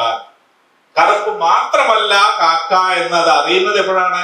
പലതരത്തിലുള്ള കാക്കകളെ കാണുമ്പോൾ, പലതരത്തിലുള്ള കോഴികളെ കാണുമ്പോൾ. അപ്പൊ കറുപ്പ് ഒരു ഗുണമേ ആയിരുന്നു കാക്കയുടെ അല്ലെങ്കിൽ കോഴിക്ക് മറ്റ് അതിന്റെ സവിശേഷതകളുണ്ട്, അതുപോലെ തന്നെ കാക്കയ്ക്ക്, അല്ലേ? അങ്ങനെയാണ് നമ്മള് കാക്കയെയും കോഴിയെയും റെക്കഗ്നൈസ് ചെയ്യാൻ പഠിക്കുന്നത്. എന്താണ് ആക്ച്വലി നമ്മൾ ചെയ്യുന്നത്? നമ്മൾ കണ്ട കോഴിയെയോ പൂച്ചയോ അതേപോലെ ഓർമ്മിക്കുകയല്ല ചെയ്യുന്നത്. അങ്ങനെയാണെങ്കിൽ നമ്മൾ കാണാത്ത കോഴിയെ കണ്ടാൽ തിരിച്ചറിയില്ല, കാണാത്ത പൂച്ചയെ കണ്ടാൽ തിരിച്ചറിയില്ല. നമ്മൾ ചെയ്യുന്നത് ഒരുപാട് കോഴികളെയോ അല്ലെങ്കിൽ കാക്കകളെയോ പൂച്ചകളെയോ കാണുമ്പോൾ അതിന്റെ സവിശേഷമായ ഗുണങ്ങളെ തിരിച്ചറിയാൻ പഠിക്കുകയാണ് നമ്മൾ. പാറ്റേൺസ് ആണ് നമ്മൾ റെക്കഗ്നൈസ് ചെയ്യുന്നത്. 100 കോഴികളെ കാണുമ്പോൾ കോഴികൾക്ക് പൊതുവായിട്ടുള്ള സവിശേഷതകൾ എന്ത് എന്നാണ് നമ്മുടെ തലച്ചോറ് പഠിക്കുന്നത്. അല്ലാണ്ട് 100 കോഴിയെ സേവ് ചെയ്യല്ല നമ്മുടെ ഓർമ്മയിൽ. അങ്ങനെ 100 കോഴികളുടെ സവിശേഷമായ ഗുണം എന്ത് എന്ന് അറിയുന്ന ഞാൻ 101ാമത്തെ, ഇതുവരെ കണ്ടിട്ടില്ലാത്ത 101ാമത്തെ കോഴിയെ കാണുമ്പോ അത് കോഴിയാണ് എന്ന് തിരിച്ചറിയുന്നു നമ്മുടെ തലച്ചോറ്. അങ്ങനെയാണ് അതിന്റെ പാറ്റേൺ. ഒരു കോഴിയെ മാത്രമേ കാണിച്ചു കൊടുത്തു നമ്മുടെ കുട്ടിക്ക് വെച്ചാൽ വേറെ ഒരു കോഴിയെ കണ്ടാൽ അത് തിരിച്ചറിയും. 100 ഒരുപാട് കോഴികളെ കാണുന്നത്, അല്ലേ? 100 1000 കാക്കകളെയോ പൂച്ചകളെയോ പട്ടികളെയോ കാണുന്നതെന്ന് നമ്മൾ സവിശേഷമായ അതിന്റെ പൊതുവായിട്ടുള്ള ഗുണങ്ങളെ നമ്മൾ തിരിച്ചറിയുകയും പുതിയ ജീവിയെ, പുതിയ പട്ടിയെയോ കോഴിയെയോ കാണുമ്പോൾ തിരിച്ചറിയാൻ സാധിക്കുകയും ചെയ്യുന്നു നമ്മുടെ ബ്രെയിൻ. പക്ഷെ നമ്മള് ഇതുവരെ കണ്ട കോഴിയോ അല്ലെങ്കിൽ പൂച്ചയായിട്ട് യാതൊരു സാദൃശ്യവും ഇല്ലാത്തൊരു പൂച്ചയെ കണ്ടാൽ നമ്മൾ തിരിച്ചറിയില്ല കേട്ടോ. അതുകൊണ്ടാണ് നിങ്ങൾക്ക് സംശയം. ചില ചിത്രങ്ങൾ കാണുമ്പോൾ സംശയം എന്തുകൊണ്ടാണ്? അങ്ങനത്തെ സാധനം നമ്മൾ ഇതുവരെ ട്രെയിൻ ചെയ്തിട്ടില്ല. നമ്മൾ പൊതുവെ മനസ്സിലാക്കിയിട്ടുള്ള സവിശേഷതകളുമായിട്ട് അതിന് മാച്ച് ആവണില്ല എന്ന് നമുക്കൊരു സംശയം വരും. അതുകൊണ്ടാണ് ആ സംശയം. അപ്പൊ ഈ പഠിക്കുന്ന സാമ്പിളുകളിൽ നിന്ന് ഇതിന്റെ ഈ AI-ന് ഡേറ്റ വേണം എന്ന് പറയുന്നതിന്റെ പ്രാധാന്യം ഇതാണ്. ഈ സാധനമാണ് ഈ ഡേറ്റ എന്ന് പറയുന്നത്. ഈ കോഴികളുടെ ചിത്രം, ഈ പൂച്ചയുടെ ചിത്രം, പട്ടികളുടെ ചിത്രം, എത്രത്തോളം ചിത്രങ്ങൾ നമ്മൾ കാണിക്കുന്നുവോ, എത്രത്തോളം കോഴികളെ നമ്മൾ കാണിക്കുന്നുവോ, അത്രയും ടൈപ്പ്, അത്രയും സവിശേഷതകൾ നമ്മൾ സ്വാംശീകരിക്കുകയും പുതിയ അനുഭവങ്ങൾ, പുതിയ സന്ദർഭങ്ങൾ വരുമ്പോൾ, പുതിയ കോഴിയെ കാണുമ്പോൾ നമ്മൾക്ക് അതിനനുസരിച്ച് പ്രതികരിക്കാൻ കഴിയുകയും ചെയ്യും. അതായത് നമ്മുടെ തലച്ചോറ് അനുഭവങ്ങളിൽ നിന്ന് പഠിക്കാൻ കഴിവുള്ളതാണ്. എന്താണ് നമ്മൾ നേരത്തെ പറഞ്ഞ എന്താണ്? നിർമ്മിത ബുദ്ധി എന്ന് പറഞ്ഞ് മനുഷ്യ ബുദ്ധിയെ അനുകരിക്കാൻ കഴിവുള്ള സോഫ്റ്റ്വെയർ എന്നാണ്. അങ്ങനെ നിർവചിക്കണമെങ്കിൽ മനുഷ്യബുദ്ധി എന്താണെന്ന് അറിയേണ്ട. എന്താണ് മനുഷ്യബുദ്ധി? അത് നിർവചിക്കുക വളരെ പ്രയാസം. ബുദ്ധിയുള്ള ഒരാളുടെ ലക്ഷണം എന്താണെന്ന് നമുക്ക് പറയാം. നമ്മൾ പറയില്ല അവൻ മന്ദബുദ്ധിയാണെന്നോ, അയാൾക്ക് ബുദ്ധിയില്ല എന്ന് പറഞ്ഞാൽ നമുക്ക് അറിയാം. ബുദ്ധി ഉള്ളവൻ എങ്ങനെ പെരുമാറണമെന്നുള്ള നമ്മുടെ അറിവിൽ നിന്നാണ് അത് ബുദ്ധിയില്ല അവനെന്ന്. അതായത് നമ്മളുടെ ചുറ്റുപാടുകളെ മനസ്സിലാക്കുകയും അതിൽ നിന്ന് നമ്മുടെ അതിജീവനത്തിന് വേണ്ട തീരുമാനങ്ങൾ, അതിനനുസൃതമായിട്ടുള്ള തീരുമാനങ്ങൾ എടുക്കാൻ കഴിയുകയും ചെയ്യുന്ന സവിശേഷതമാണ് ബുദ്ധിയുടെ ഒരു പ്രധാന ഗുണം. നമ്മളുടെ അനുഭവങ്ങളിൽ നിന്ന് പഠിക്കുക, ചുറ്റുപാടുകളിൽ നിന്ന് പഠിക്കുക, എന്നിട്ട് പുതിയ ഒരു സന്ദർഭം വരുമ്പോൾ അതിനനുസരിച്ച് നമുക്ക് തീരുമാനങ്ങൾ എടുക്കാൻ കഴിയും. അത് നമ്മുടെ സർവൈവലിനുമായിട്ട് ബന്ധപ്പെട്ടതാണ്. നമ്മൾ സർവൈവലിനെ സഹായിക്കുന്ന രീതിയിൽ നമ്മൾ തീരുമാനങ്ങൾ എടുക്കുന്നു. അതാണ് മനുഷ്യ ബുദ്ധിയുടെ ഒരു പ്രധാന ഗുണം. അതായത് അനുഭവങ്ങളിൽ നിന്ന് പഠിക്കാനുള്ള കഴിവ്. ഇനി തലച്ചോറ് എങ്ങനെയാണ് ഇത് ചെയ്യുന്നത്? എങ്ങനെയാണ് അത് 100 കോഴികളെ കണ്ട് 101ാമത്തെ കോഴിയെ തിരിച്ചറിയാൻ പഠിക്കുന്നത്? ഡേറ്റയിൽ നിന്ന് പഠിക്കുന്നത്, അനുഭവങ്ങളിൽ നിന്ന് പഠിക്കുന്നത്. എങ്ങനെയാണ് തലച്ചോറിന് അതിന് കഴിയുന്നത്? അതിന്റെ ഉത്തരം നമുക്കറിയില്ല. എങ്ങനെയാണ് തലച്ചോറ് ഇങ്ങനെ അനുഭവങ്ങളിൽ നിന്ന്, ഡേറ്റയിൽ നിന്ന്, ഉദാഹരണങ്ങളിൽ നിന്ന് പഠിക്കുന്നത് എന്ന് നമുക്കറിയില്ല. കൃത്യമായി നമുക്കറിയില്ല എന്ന് പറഞ്ഞാൽ അതിന്റെ അർത്ഥം നമുക്ക് മറ്റൊരാളോട് പറഞ്ഞു കൊടുക്കാൻ കഴിയില്ല എന്ന്. നമുക്കറിയണമല്ലോ അത് എങ്ങനെയാണ് ചെയ്യുന്ന തലച്ചോറ്, എന്നാലേ കമ്പ്യൂട്ടർ പറഞ്ഞു കൊടുക്കാൻ പറ്റും. അതുകൊണ്ട് എങ്ങനെയാണ് ഈ ഉദാഹരണങ്ങളിൽ നിന്ന് പഠിക്കുന്നത് എന്ന് കമ്പ്യൂട്ടറിന് പറഞ്ഞു കൊടുക്കാൻ നമുക്ക് വഴിയില്ലായിരുന്നു, നമുക്കറിയില്ലായിരുന്നു. അതുകൊണ്ട് കമ്പ്യൂട്ടറിന് അനുഭവങ്ങളിൽ നിന്ന് പഠിക്കാൻ അറിയില്ല.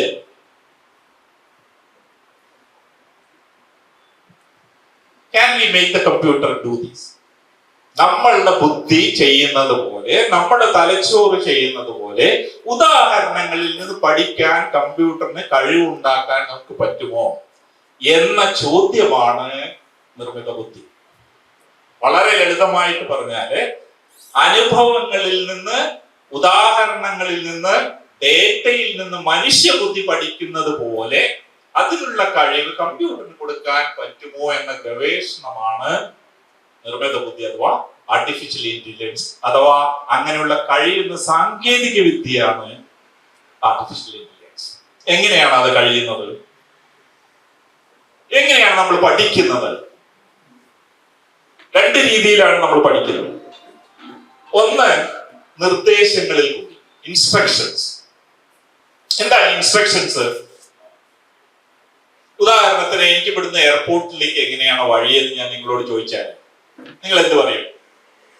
ഇവിടെ നേരെ പോയിട്ട് ലെഫ്റ്റ് എടുക്കുക, അത് കഴിഞ്ഞ് 2ാമത്തെ റൈറ്റ് എടുക്കുക, 1 കിലോമീറ്റർ കഴിഞ്ഞാൽ ടി ജംഗ്ഷനിൽ വീണ്ടും റൈറ്റ് എടുക്കുക.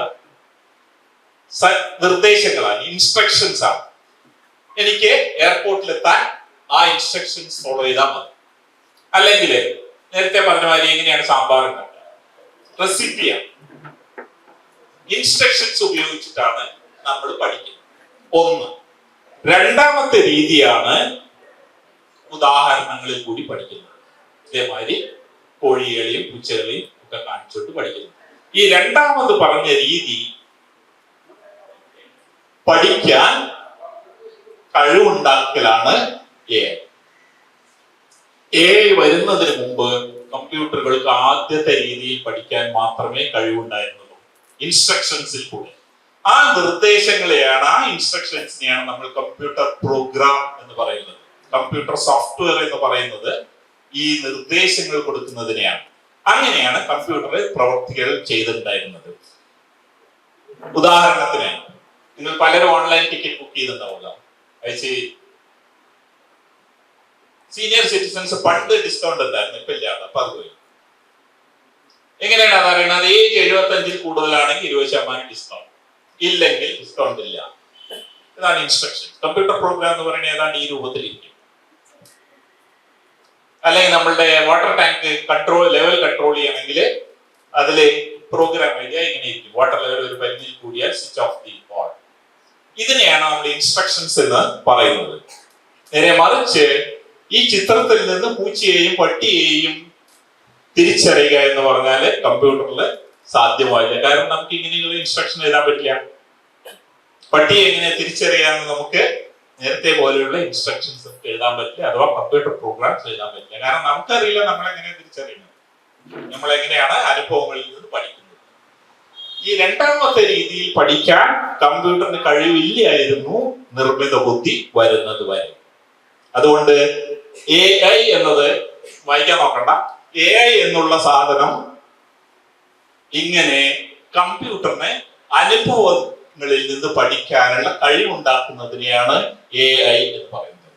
അതില് ആർട്ടിഫിഷ്യൽ ഇന്റലിജൻസ് പറയുന്നത് ഒരു ജനറൽ ടേമാണ്, പൊതുവായിട്ടുള്ള ഒരു ടേമാണ്.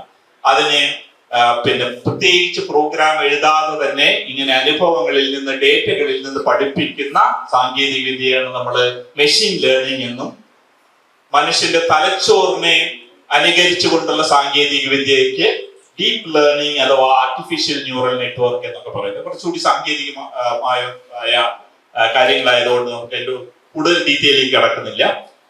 അങ്ങനെ ഈ ഇന്ന് നമ്മൾ AI എന്ന് പറഞ്ഞാല് machine learning, artificial neural network എന്ന സാധനം ഉപയോഗിക്കുന്ന സാങ്കേതിക വിദ്യയെ കുറിച്ചാണ് അത് പറയുന്നത്.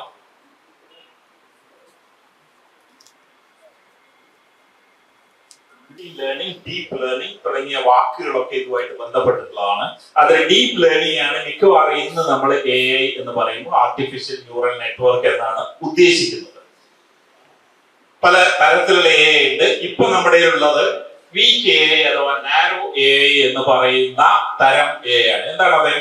ഓരോ പ്രവർത്തിക്കും ഓരോ AI, നേരത്തെ ചോദിച്ചതുപോലെ വേറെ വേറെ ആപ്ലിക്കേഷനുകൾ, ഓരോ പണി ചെയ്യാൻ, ചിത്രം വരയ്ക്കാൻ ഒരു AI, പാട്ട് എഴുതാൻ ഒരു AI, അങ്ങനെ അല്ലെങ്കിൽ MRI റീഡ് ചെയ്യാനുള്ള ഒരു AI, അങ്ങനെയുള്ള സെപ്പറേറ്റ് സിസ്റ്റത്തിനെയാണ് നമ്മൾ നാരോ AI എന്ന് പറയുന്നത്. അതേ ഇപ്പോഴുള്ളൂ. പക്ഷെ മനുഷ്യന് മൾട്ടിപ്പിൾ ടാസ്ക് ചെയ്യാൻ പറ്റും. നമ്മൾ ഒരേ തലച്ചോറ് ഉപയോഗിച്ചിട്ട് തന്നെയാണ് പാട്ട് പാടുകയും ചോറ് വയ്ക്കുകയും സാമ്പാർ വയ്ക്കുകയും മഴ കണ്ടുപിടിക്കുകയും ഒക്കെ ചെയ്യുന്നത്. അങ്ങനെയുള്ള AI സിസ്റ്റം ഉണ്ടാക്കുമ്പോഴാണ് യഥാർത്ഥത്തിൽ മനുഷ്യ ബുദ്ധിയുടെ അതുപോലെ എന്നൊക്കെ പറയാൻ വയ്ക്കാം. ഒരു കാര്യം മാത്രം ചെയ്യുന്നതിൽ നിന്ന് മൾട്ടിപ്പിൾ സംഗതികൾ ചെയ്യാൻ പറ്റുന്ന സിസ്റ്റത്തിനെയാണ് നമ്മൾ ആർട്ടിഫിഷ്യൽ ജനറൽ ഇന്റലിജൻസ് എന്ന് പറയുന്നത്. അത് ഇന്ന് ഇപ്പോഴും ഇല്ല, അതിനുള്ള ഗവേഷണങ്ങൾ നടന്നുകൊണ്ടിരിക്കുകയാണ്. ഏറ്റവും അവസാനത്തെയാണ് നമ്മൾ സയൻസ് ഫിക്ഷനിൽ കാണുന്ന മനുഷ്യനെ കീഴടക്കുമോ എന്ന് ആശങ്കപ്പെടുന്ന റോബോട്ടുകൾ. അതിനെ സൂപ്പർ ഇന്റലിജൻസ് എന്ന് വിളിക്കും. അത് നമ്മൾ ഇതുവരെ ഉണ്ടായിട്ടില്ല, അടുത്ത കാലത്തൊന്നും ഉണ്ടാവാൻ സാധ്യതയുമില്ല എന്നാണ് ഗവേഷണങ്ങൾ സൂചിപ്പിക്കുന്നത്. കാരണം ഒരുപാട് സങ്കീർണമാണ്. നമ്മളുടെ ബുദ്ധി എന്ന് പറയുന്നത് മില്യൺസ് ഓഫ് ഇയർ, ദശലക്ഷക്കണക്കിന് കൊല്ലങ്ങളിലൂടെ പരിണമിച്ചുണ്ടായിട്ടുള്ള ഒന്നാണ് നമ്മുടെ തലച്ചോറ്. നമുക്കറിയാം, മനുഷ്യന്റെ തലച്ചോറ് എന്നുള്ളത് തലച്ചോറിന് ഒരുപാട് ലക്ഷക്കണക്കിന് കോടിക്കണക്കിനുള്ള മറ്റ് ജീവികളിലെ തലച്ചോറ് വികസിച്ച് പരിണമിച്ചുള്ള പരിണാമത്തിന്റെ ഒരു ദശയാണ്. അതുകൊണ്ട് അതില് നമ്മുടെ പ്രകൃതിയുമായിട്ട് ചുറ്റുപാടുമായിട്ടൊക്കെ പ്രതിപ്രവർത്തിച്ചുകൊണ്ടാണ് നമ്മളുടെ തലച്ചോറിന് ഈ രീതിയിലുള്ള കഴിവുകൾ കിട്ടുന്നത്. അതിലേക്ക് അങ്ങനെ കിട്ടുക എന്ന് പറഞ്ഞാൽ അത്ര എളുപ്പമായിട്ട് ഉണ്ടാക്കാവുന്ന സംഗതിയല്ല. പിന്നെ പല മനുഷ്യ ബുദ്ധിയെ, അതിന്റെ എല്ലാ കഴിവുകളുള്ള ഒരു AI സിസ്റ്റം ഉണ്ടാവുക എന്നത്. പക്ഷെ ഈ പറഞ്ഞ മാതിരി ജെഫ്രി ഹിൻടൺ പറയുന്ന ഏതാണ്ട് ഒരു 50 കൊല്ലത്തിനുള്ളിൽ മനുഷ്യനെ കീഴടക്കും സൂപ്പർ ഇന്റലിജൻസ് എന്നാണ് അദ്ദേഹം പറയുന്നത്. ആദ്യം 50 കൊല്ലമാണ്, ഇപ്പൊ അദ്ദേഹം പറഞ്ഞത് ഏതാണ്ട് 20 കൊല്ലമായാലും മതി എന്നാണ്. അങ്ങനെ ഒരു വിഭാഗം അങ്ങനെ ഭയക്കുന്നുണ്ട്, മറ്റൊരു വിഭാഗം അങ്ങനെ അതൊരു ഹൈപ്പാണ്, അത്രയ്ക്കൊന്നും പോവാണ്. പക്ഷെ നമുക്കറിയില്ല എവിടെയാണ് ആത്യന്തികമായിട്ട് അത് എത്തിച്ചേരുക. കാരണം ഇത് മനുഷ്യ ചരിത്രത്തെ സംബന്ധിച്ച് പുതിയ അനുഭവമാണ്. ഇതുവരെയുള്ള എല്ലാ ഓട്ടോമേഷനും മാനുവൽ ലേബറിനെയാണ് റീപ്ലേസ് ചെയ്യുന്നത്. കായികാധ്വാനം ആവശ്യമുള്ള ജോലികളെയാണ് അത് റീപ്ലേസ് ചെയ്യുന്നത്. പക്ഷെ ആദ്യമായിട്ട് ബുദ്ധിപരമായിട്ടുള്ള കഴിവുകൾ വേണ്ട ജോലികൾ കൂടി റീപ്ലേസ് ചെയ്യപ്പെടുകയാണ്. കോഗ്നിറ്റീവ് എബിലിറ്റി വേണ്ട ജോലികൾ കൂടി ചെയ്യാൻ പറ്റുന്ന ഒരു സാധനമായി പുതിയ ഓട്ടോമേഷൻ വരികയാണ്. അതുകൊണ്ട് തന്നെ അതൊരു പുതിയ അനുഭവമാണ് മനുഷ്യനെ സംബന്ധിച്ച്. അപ്പൊ ഏത് ദിശയിലാണ് അത് പുരോഗമിക്കുക എന്ന് നമുക്ക് പ്രവചിക്കാൻ വയ്യാത്ത ഒരു സാങ്കേതിക വിദ്യയാണ് ഇന്ന് AI. ഏതായാലും പല തരത്തിലുള്ള AI ഉണ്ട്. നമ്മുടെ സമയത്തിന്റെ ഇതിനെ വെച്ച് നമ്മൾ കുറച്ച് സ്പീഡിൽ പോവാം. ഈ ChatGPT എന്നൊക്കെ പറയുന്ന ജനറേറ്റീവ് AI എന്ന് പറയുന്ന ഒരു വിഭാഗം AI ആണ്. ജനറേറ്റീവ് AI എന്ന് പറഞ്ഞാൽ പുതിയ കണ്ടന്റ് ഉണ്ടാക്കുന്ന, പുതിയ ടെക്സ്റ്റുകള്, പുതിയ ഇമേജുകള്, പുതിയ കഥകള് ഉണ്ടാക്കുന്ന AI ആപ്ലിക്കേഷനുകളെയാണ് ജനറേറ്റീവ് AI എന്ന് പറയുന്നത്. ജനറേറ്റ് ചെയ്യുന്ന പുതിയ കണ്ടന്റ്. മറ്റൊന്ന് ഡിസ്ക്രിമിനേറ്റീവ് AI ആണ്. അത് നമ്മള് പട്ടിയാണോ പൂച്ചയാണോ ആ ചിത്രം എന്ന് കാറ്റഗറൈസ് ചെയ്യുന്ന തരം AI മോഡലുകളാണ്. ആ രീതിയിൽ ജനറൽ ആ 2 തരം മോഡലുകളാണ് അതിൽ ഉള്ളത്. അപ്പൊ ഈ ഒരു ചിത്രം ഞാൻ വെറുതെ ChatGPT കൊടുത്ത ഒരു പ്രോംപ്റ്റ് ആണ്. അതായത് പിന്നെ ഒരു കാട്ടരുവിയുടെ തീരത്ത് കണ്ടംപ്ലേറ്റ് ചെയ്യുന്ന, ഏകാന്തമായിരിക്കുന്ന ഒരു ഓൾഡ് ലേഡി. അപ്പൊ അതൊരു ചിത്രം അതിൻ്റെതായിട്ടുള്ള രീതിയിൽ വരച്ചിരിക്കുകയാണ്. ഈ രീതിയിൽ നമുക്ക് പ്രോംപ്റ്റ് കൊടുത്തിട്ട് അത് ഇമേജുകൾ ജനറേറ്റ് ചെയ്യുന്ന തരം ആപ്ലിക്കേഷനുകളാണ് ഈ ജനറേറ്റീവ് AI. അത് ഇത് തരം നേരത്തെ പറഞ്ഞ മാതിരി ആർട്ടിഫിഷ്യൽ ന്യൂറൽ നെറ്റ്വർക്കിന്റെ ആൽഗരിതം അല്ലെങ്കിൽ അതിന്റെ AI സാങ്കേതിക വിദ്യ ഉപയോഗിച്ചുകൊണ്ടുള്ള ആപ്ലിക്കേഷനുകളാണ്. മറ്റൊരുപാട് ഏരിയയിൽ നേരത്തെ പറഞ്ഞ മാതിരി ജനറേറ്റീവ് AI ഉപയോഗിക്കുന്നുണ്ട്. ചിപ്പ് ഡിസൈന്, സോഫ്റ്റ്വെയർ കോഡിങ്ങിന്, നേരത്തെ പറഞ്ഞ software code generation, picture, poem, music ഒക്കെ ജനറേറ്റ് ചെയ്യാൻ, ഇങ്ങനെയുള്ള പല പല മേഖലകളിലും ജനറേറ്റീവ് AI ആണ് ഉപയോഗിക്കുന്നത്. ഈ സോഫ്റ്റ്വെയർ കോഡ് എഴുതാനും അതുപോലെ തന്നെ ജനറേറ്റീവ് AI എന്നുള്ള AI ആപ്ലിക്കേഷൻസ് ആണ് ഉപയോഗിക്കുന്നത്. എങ്ങനെയാണ് അതിന് ബുദ്ധി ഉണ്ടാവുന്നത്? നമ്മുടെ പ്രോബ്ലി ലാസ്റ്റ് സെഷൻ ആണ്. എങ്ങനെയാണ് നിർമ്മിത ബുദ്ധി ഉണ്ടാക്കുന്നത്, അല്ലെങ്കിൽ എങ്ങനെയാണ് ഈ നിർമ്മിത ബുദ്ധി ഉണ്ടാവുന്നത്? How deep learning AI works. ഇതാണ് നമ്മുടെ തലച്ചോറിലുള്ള ന്യൂറോൺ. നമ്മുടെ തലച്ചോറിലുള്ള ഏറ്റവും അടിസ്ഥാനമായിട്ടുള്ള ഘടകമാണ് ന്യൂറോൺ കോശങ്ങൾ, ന്യൂറോൺ സെൽസ്. നമ്മുടെ തലച്ചോറില് ഏതാണ്ട് എത്ര ന്യൂറോൺ ഉണ്ടാവുന്നതല്ല ഐഡിയ ഇല്ല.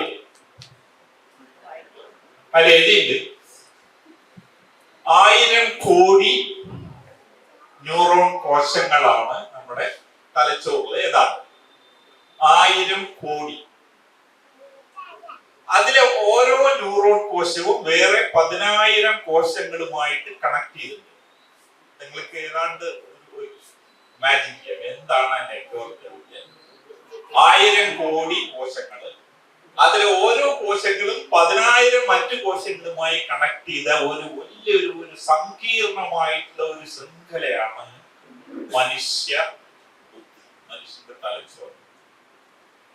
അതുകൊണ്ട് നമ്മൾ വളരെ അനായാസം ചെയ്യാൻ കഴിയുന്ന കാര്യങ്ങളെ ഒരുപാട് സങ്കീർണമായിട്ടുള്ള പ്രവർത്തനങ്ങൾ തലച്ചോറിൽ കടന്നുപോയിക്കൊണ്ടാണ് സാധ്യമാവുന്നത്. അപ്പൊ അത്രയും വലിയൊരു ശൃംഖലയുടെ ഏറ്റവും അടിസ്ഥാനപരമായിട്ടുള്ള യൂണിറ്റ് ആണ് ഈ ന്യൂറോൺ എന്ന് പറയുന്നത്. ഇടതുഭാഗത്ത് കാണുന്ന ഡെൻഡ്രൈറ്റ്സ് എന്ന് പറയുന്നത് ആണ് അതിന് മനുഷ്യകോശങ്ങൾ മുഴുവൻ എങ്ങനെയാണ് വിവരങ്ങൾ പാസ് ചെയ്യുന്നത്? അത് ഇലക്ട്രിക് സിഗ്നലാണ്. ഓരോ കോശങ്ങളും ഇലക്ട്രിക് സിഗ്നൽ ഉണ്ടാക്കി, ഇലക്ട്രിക് സിഗ്നലാണ് നമ്മുടെ നെർവിൽ കൂടെയൊക്കെ ഇൻഫർമേഷൻ പാസ് ചെയ്യുന്നത്. അത് കിട്ടുന്ന സിഗ്നലിനെ ആ മഞ്ഞ കാണിച്ച ആക്സൺ എന്ന് പറയുന്ന ഭാഗത്തുകൂടെ സിഗ്നൽ കടത്തിവിട്ട് അടുത്ത സിനാപ്സ് എന്ന് പറയുന്ന ഭാഗത്തേക്ക് പോയി അത് മറ്റു കോശങ്ങളിലേക്ക് കടത്തിവിടുകയും. നമ്മളൊക്കെ എന്തെങ്കിലും പെട്ടെന്ന് ചൂട് സാധനം തൊടുന്നു, പിൻവലിക്കാനുള്ള നിർദ്ദേശം വരുന്നത് ഇതുപോലെ ഇലക്ട്രിക് സിഗ്നലുകളായിട്ട് ന്യൂറോൺ കോശങ്ങളിലൂടെ സിഗ്നലുകൾ പോയിക്കൊണ്ടാണ്. യഥാർത്ഥത്തിൽ നമ്മുടെ വിവരങ്ങൾ എവിടെയാണ് ശേഖരിക്കപ്പെടുന്നത്? നമ്മൾ ഇത്രയൊക്കെ പഠിക്കുന്നത്, ഇത്രയൊക്കെ അറിവ് ശേഖരിക്കുന്നത്, ഇത്രയൊക്കെ വായിക്കുന്നത്, എവിടെയാണ് അത് ശേഖരിക്കപ്പെടുന്നത്? എങ്ങനെയാണ് അത് റീകോൾ ചെയ്യുന്നത്? നമ്മൾക്ക് എങ്ങനെയാണ് ആളുകളെ തിരിച്ചറിയാൻ പറ്റുന്നത്? ഈ ഇൻഫർമേഷൻ ഒക്കെ എവിടെയാണ് ശേഖരിക്കുന്നത്? നമ്മളുടെ ഇപ്പോഴത്തെ അറിവ് അത് ശരിയാണോ എന്ന് നമുക്കറിയാം. ഇപ്പൊ നമ്മള് ഊഹിക്കുന്നത് ഈ ആക്സോൺ എന്ന ഭാഗത്താണ് എന്നാണ്. എങ്ങനെയാണത്? പുതിയ അറിവുകൾ നമ്മൾ ശേഖരിക്കുമ്പോൾ ഈ ആക്സോൺ എന്ന ഭാഗത്തിന്റെ സ്വഭാവം മാറുന്നു. അതായത് അതൊന്നുകിൽ കൂടുതൽ തടിയേക്കുന്നു, അല്ലെങ്കിൽ അത് മെലിയുന്നു, അല്ലെങ്കിൽ മറ്റേ അതിന്റെ സ്വഭാവത്തിന് മാറ്റം വരുന്നു. അതിൽ കൂടെയാണ് അത് വിവരങ്ങൾ ശേഖരിക്കുന്നത് എന്നാണ്. ഈ ന്യൂറോണിനെ അനുകരിച്ചുകൊണ്ട് അതിന്റെ ഇലക്ട്രിക് മോഡലാണ് ആർട്ടിഫിഷ്യൽ ഇന്റലിജൻസിന്റെ ബേസിക് യൂണിറ്റ്. മനുഷ്യബുദ്ധിയുടെ ബേസിക് യൂണിറ്റ് ബയോളജിക്കൽ ന്യൂറോൺ ആണ്. ആർട്ടിഫിഷ്യൽ ഇന്റലിജൻസിന്റെ ബേസിക് യൂണിറ്റ് അതിനെ മാതൃകയാക്കുന്ന ചോട്ടിൽ കാണുന്ന ആർട്ടിഫിഷ്യൽ ന്യൂറോൺ ആണ്. ആ ലെഫ്റ്റ് നിന്ന് വരുന്ന ആരോ ആണ് സിഗ്നലുകൾ ശേഖരിക്കുന്നത്. അത് മാത്തമാറ്റിക്കൽ മോഡൽ ആണ് ബേസിക്കലി ആ സിഗ്നലുകളെ സമ്മപ്പ് ചെയ്ത് അതിന്റെ ഔട്ട്പുട്ട് തരുന്നത്. ഇതാണ് ആർട്ടിഫിഷ്യൽ ഇന്റലിജൻസിന്റെ ബേസിക് യൂണിറ്റ്. നമ്മളുടെ തലച്ചോറിലെ ബയോളജിക്കൽ ന്യൂറോണിനെ മിമിക് ചെയ്യുന്ന, മോഡൽ ചെയ്യുന്ന മാത്തമാറ്റിക്കൽ മോഡലാണ് ആർട്ടിഫിഷ്യൽ ഇന്റലിജൻസിന്റെ ബേസിക്. അതിൽ മൊത്തം കണക്കാണ് ഉള്ളിൽ കമ്പ്യൂട്ടർ സോഫ്റ്റ്വെയർ ചെയ്യുന്നത് ഈ മാത്തമാറ്റിക്കൽ മോഡലിന്റെ കാൽക്കുലേഷൻസ് ആണ്. അങ്ങനെയാണ് അത് ബേസിക് യൂണിറ്റിനെ പെർസെപ്ട്രോൺ എന്നാണ് അതിനെ പറയുന്നത്. പെർസെപ്ഷൻ എന്ന വാക്കിൽ നിന്ന്. ഇതാണ് ആർട്ടിഫിഷ്യൽ ഇന്റലിജൻസിന്റെ ബേസിക് യൂണിറ്റ്. അത് ഇൻപുട്ട് സിഗ്നൽസ് എടുക്കുന്നു, സിഗ്നലുകളെ സമ്മപ്പ് ചെയ്യുന്നു. യഥാർത്ഥത്തിൽ നമ്മുടെ ബയോളജിക്കൽ ന്യൂറോണിൽ എന്താ ഉണ്ടാവുക, സിഗ്നൽ ഒരു പരിധി കടന്നാലാണ് അത് സിഗ്നൽ പാസ് ചെയ്യുന്നത്, ട്രിഗർ എന്ന് പറയുന്നത്. അതുപോലെ ഇവിടെ ഒരു പരിധിയിൽ കൂടിയാൽ, വോൾട്ടേജ് ഒരു പരിധിയിൽ കൂടിയാൽ അത് ഔട്ട്പുട്ട് സിഗ്നൽ ഉണ്ടാക്കുന്നു. നമ്മൾ അതിന്റെ ഡീറ്റെയിൽസിൽ പോകുന്നതിന്റെ കുറെ കൂടിയത് ടെക്നിക്കൽ ആയതുകൊണ്ട്. അങ്ങനെ ഒരുപാട് ബേസിക് ന്യൂറോൺസിനെ കണക്ട് ചെയ്ത, ഞാൻ നേരത്തെ പറഞ്ഞ മാതിരി 1000 കോടി ന്യൂറോൺ 10,000 കോശങ്ങളിലേക്ക് ഓരോന്നും കണക്ട് ചെയ്തിരിക്കുന്നു എന്ന് പറഞ്ഞതുപോലെയാണ് റൈറ്റ് സൈഡിൽ കാണുന്ന ആർട്ടിഫിഷ്യൽ ന്യൂറൽ നെറ്റ്വർക്ക്. നേരത്തെ പറഞ്ഞ ബേസിക് പെർസെപ്ട്രോൺ യൂണിറ്റുകള് ഒരുപാട് എണ്ണം, കോടിക്കണക്കിന് എണ്ണം കണക്ട് ചെയ്ത് കമ്പ്യൂട്ട് ചെയ്യുന്ന കമ്പ്യൂട്ടർ സോഫ്റ്റ്വെയർ ആണ് AI. അതിന്റെ മാത്തമാറ്റിക്കൽ മോഡൽ ഇങ്ങനെ ഇരിക്കും. അപ്പൊ എന്താണ് ആക്ച്വലി AI സിസ്റ്റം ഉണ്ടാക്കാൻ ചെയ്യുന്നത്? Step 1, select A network model. അതായത് ഇങ്ങനെ എത്ര വട്ടങ്ങൾ വേണം, എത്ര സർക്കിൾ വേണം, ഈ സർക്കിൾ എന്താണ് ബേസിക് യൂണിറ്റ് ആണ്. ഏതൊക്കെ ആയിട്ട് കണക്ട് ചെയ്യണമെന്നും ഉള്ള മോഡലുകൾ എടുക്കുന്നു. എന്നിട്ട് നമ്മൾ റിലവന്റ് ഡേറ്റ എക്സാമ്പിൾ ഉപയോഗിച്ച് നമ്മൾ അതിനെ ട്രെയിൻ ചെയ്യുന്നു. അതിനുശേഷം ട്രെയിൻ ചെയ്ത് കഴിഞ്ഞാൽ നമ്മൾ അതിനെ ടെസ്റ്റ് ചെയ്തിട്ട് വർക്കിംഗ് മോഡൽ ആയി കഴിഞ്ഞാൽ പിന്നെ എവിടെ വേണമെങ്കിൽ നമുക്കത് ഉപയോഗിക്കാം. അതായത് കോഴിയെ തിരിച്ചറിയുന്നതിന് വേണ്ടിയുള്ള ഒരു AI സിസ്റ്റം ഉണ്ടാക്കുകയാണെങ്കിൽ നമ്മൾ ഇങ്ങനെ ഒരു മോഡൽ സോഫ്റ്റ്വെയർ ഉണ്ടാക്കുന്നു. കോഴികളുടെ ഹൺഡ്രഡ്സ് ഓഫ് പിക്ചർ അതിന് കാണിച്ചു കൊടുക്കുന്നു. ഇത് കോഴിയാണെന്ന് പഠിപ്പിക്കുന്നു.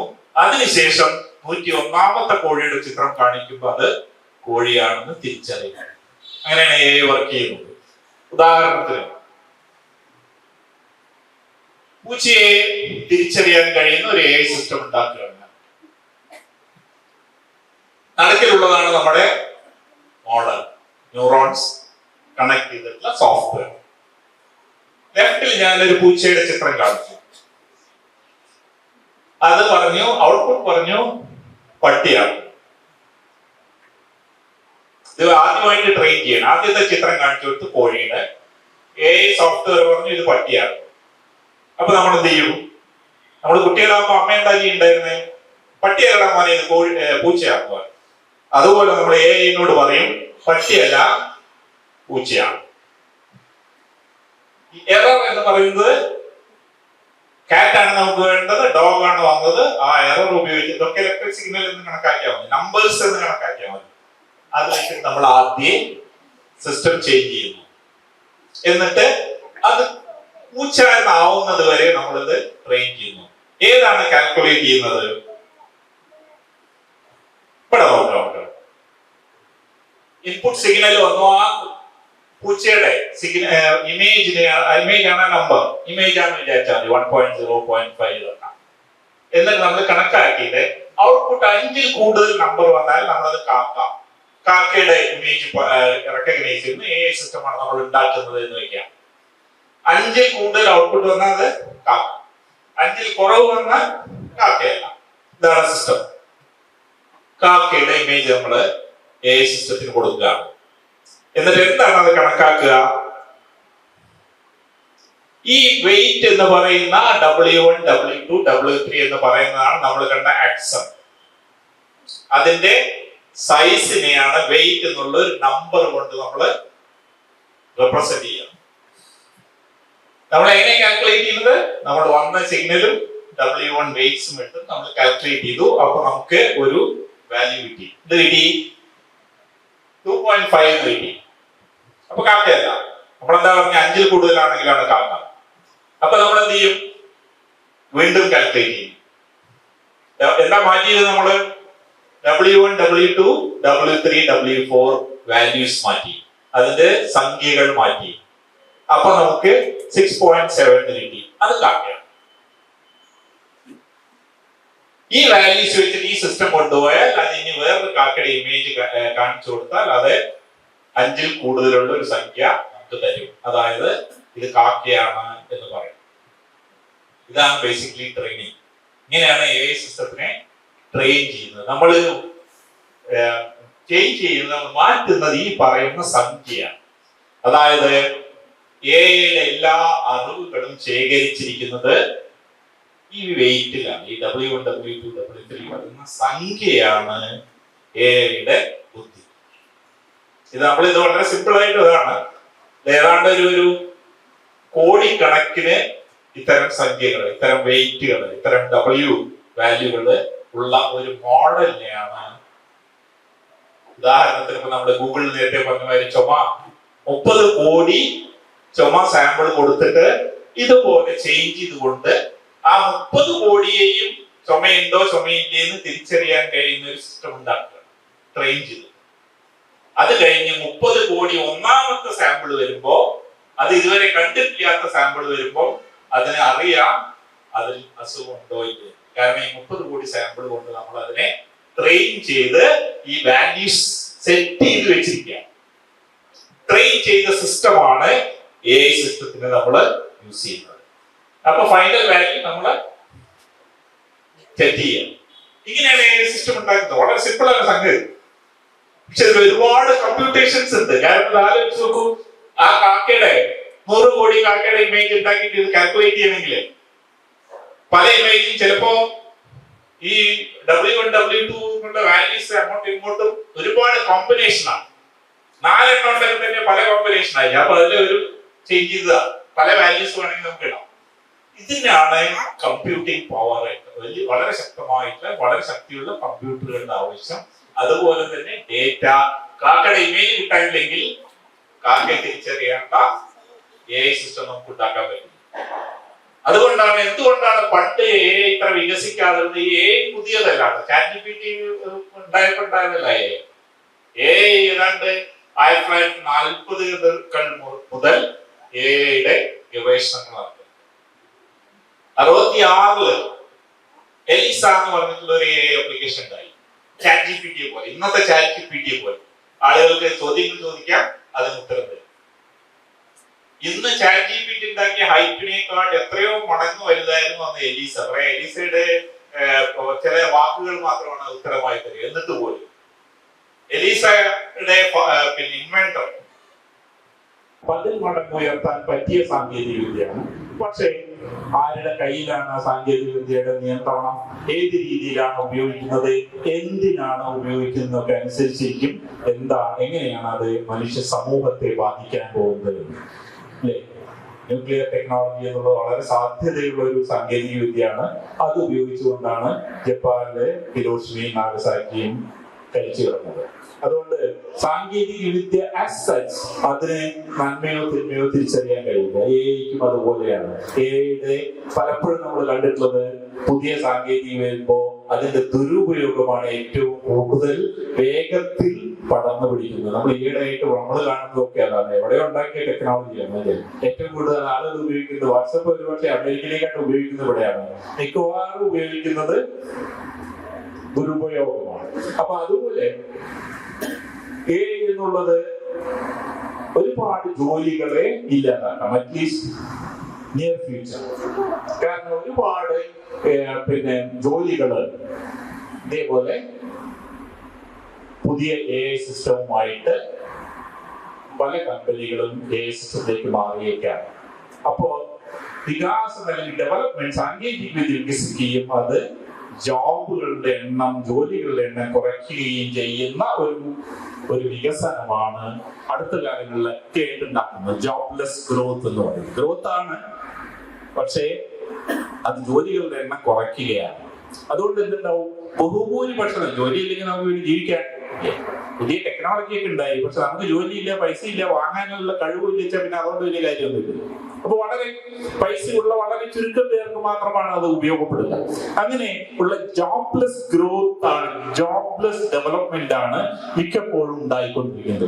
ഇത് ന്യൂസ് പേപ്പർ കട്ടിങ്സ് ആണ്, ന്യൂസുകളാണ്. പല കമ്പനികളും AI could wipe out 40 to 50% white collar jobs in India.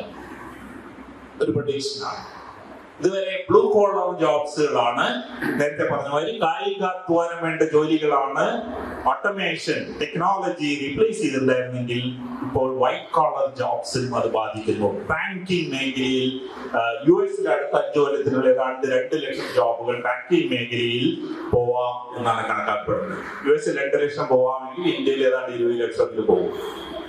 Banking മേഖല വലിയൊരു ഇതാണ്. കാരണം ഓട്ടോമേഷൻ ചെയ്യാൻ പറ്റുന്ന ഒരു മേഖലയാണ്. പ്രത്യേകിച്ച് ലോവർ എൻഡ് ആയിട്ടുള്ള അൺസ്കിൽഡ് ആയിട്ടുള്ള ക്ലറിക്കൽ ജോബ്സിന് മിക്കവാറും ഇപ്പൊ ATM മെഷീൻ വന്നതോടുകൂടി നിങ്ങൾക്ക് അധികം ടെല്ലർ വേണ്ടാതെ പൈസ മറ്റ് ബാങ്കിൽ പോയിട്ട് നമ്മള് പിന്നെ വിഡ്രോയൽ സ്ലിപ്പ് എഴുതി കൊടുത്ത് പൈസ കിട്ടാൻ അവിടെ ഒരു 10 പേര് ഇരിക്കണ്ടായിരുന്നു. അപ്പൊ അറിയില്ല, അവര് ബാങ്കിൽ വരണ്ടെന്നാ പറയുന്നത് നമ്മളോട്.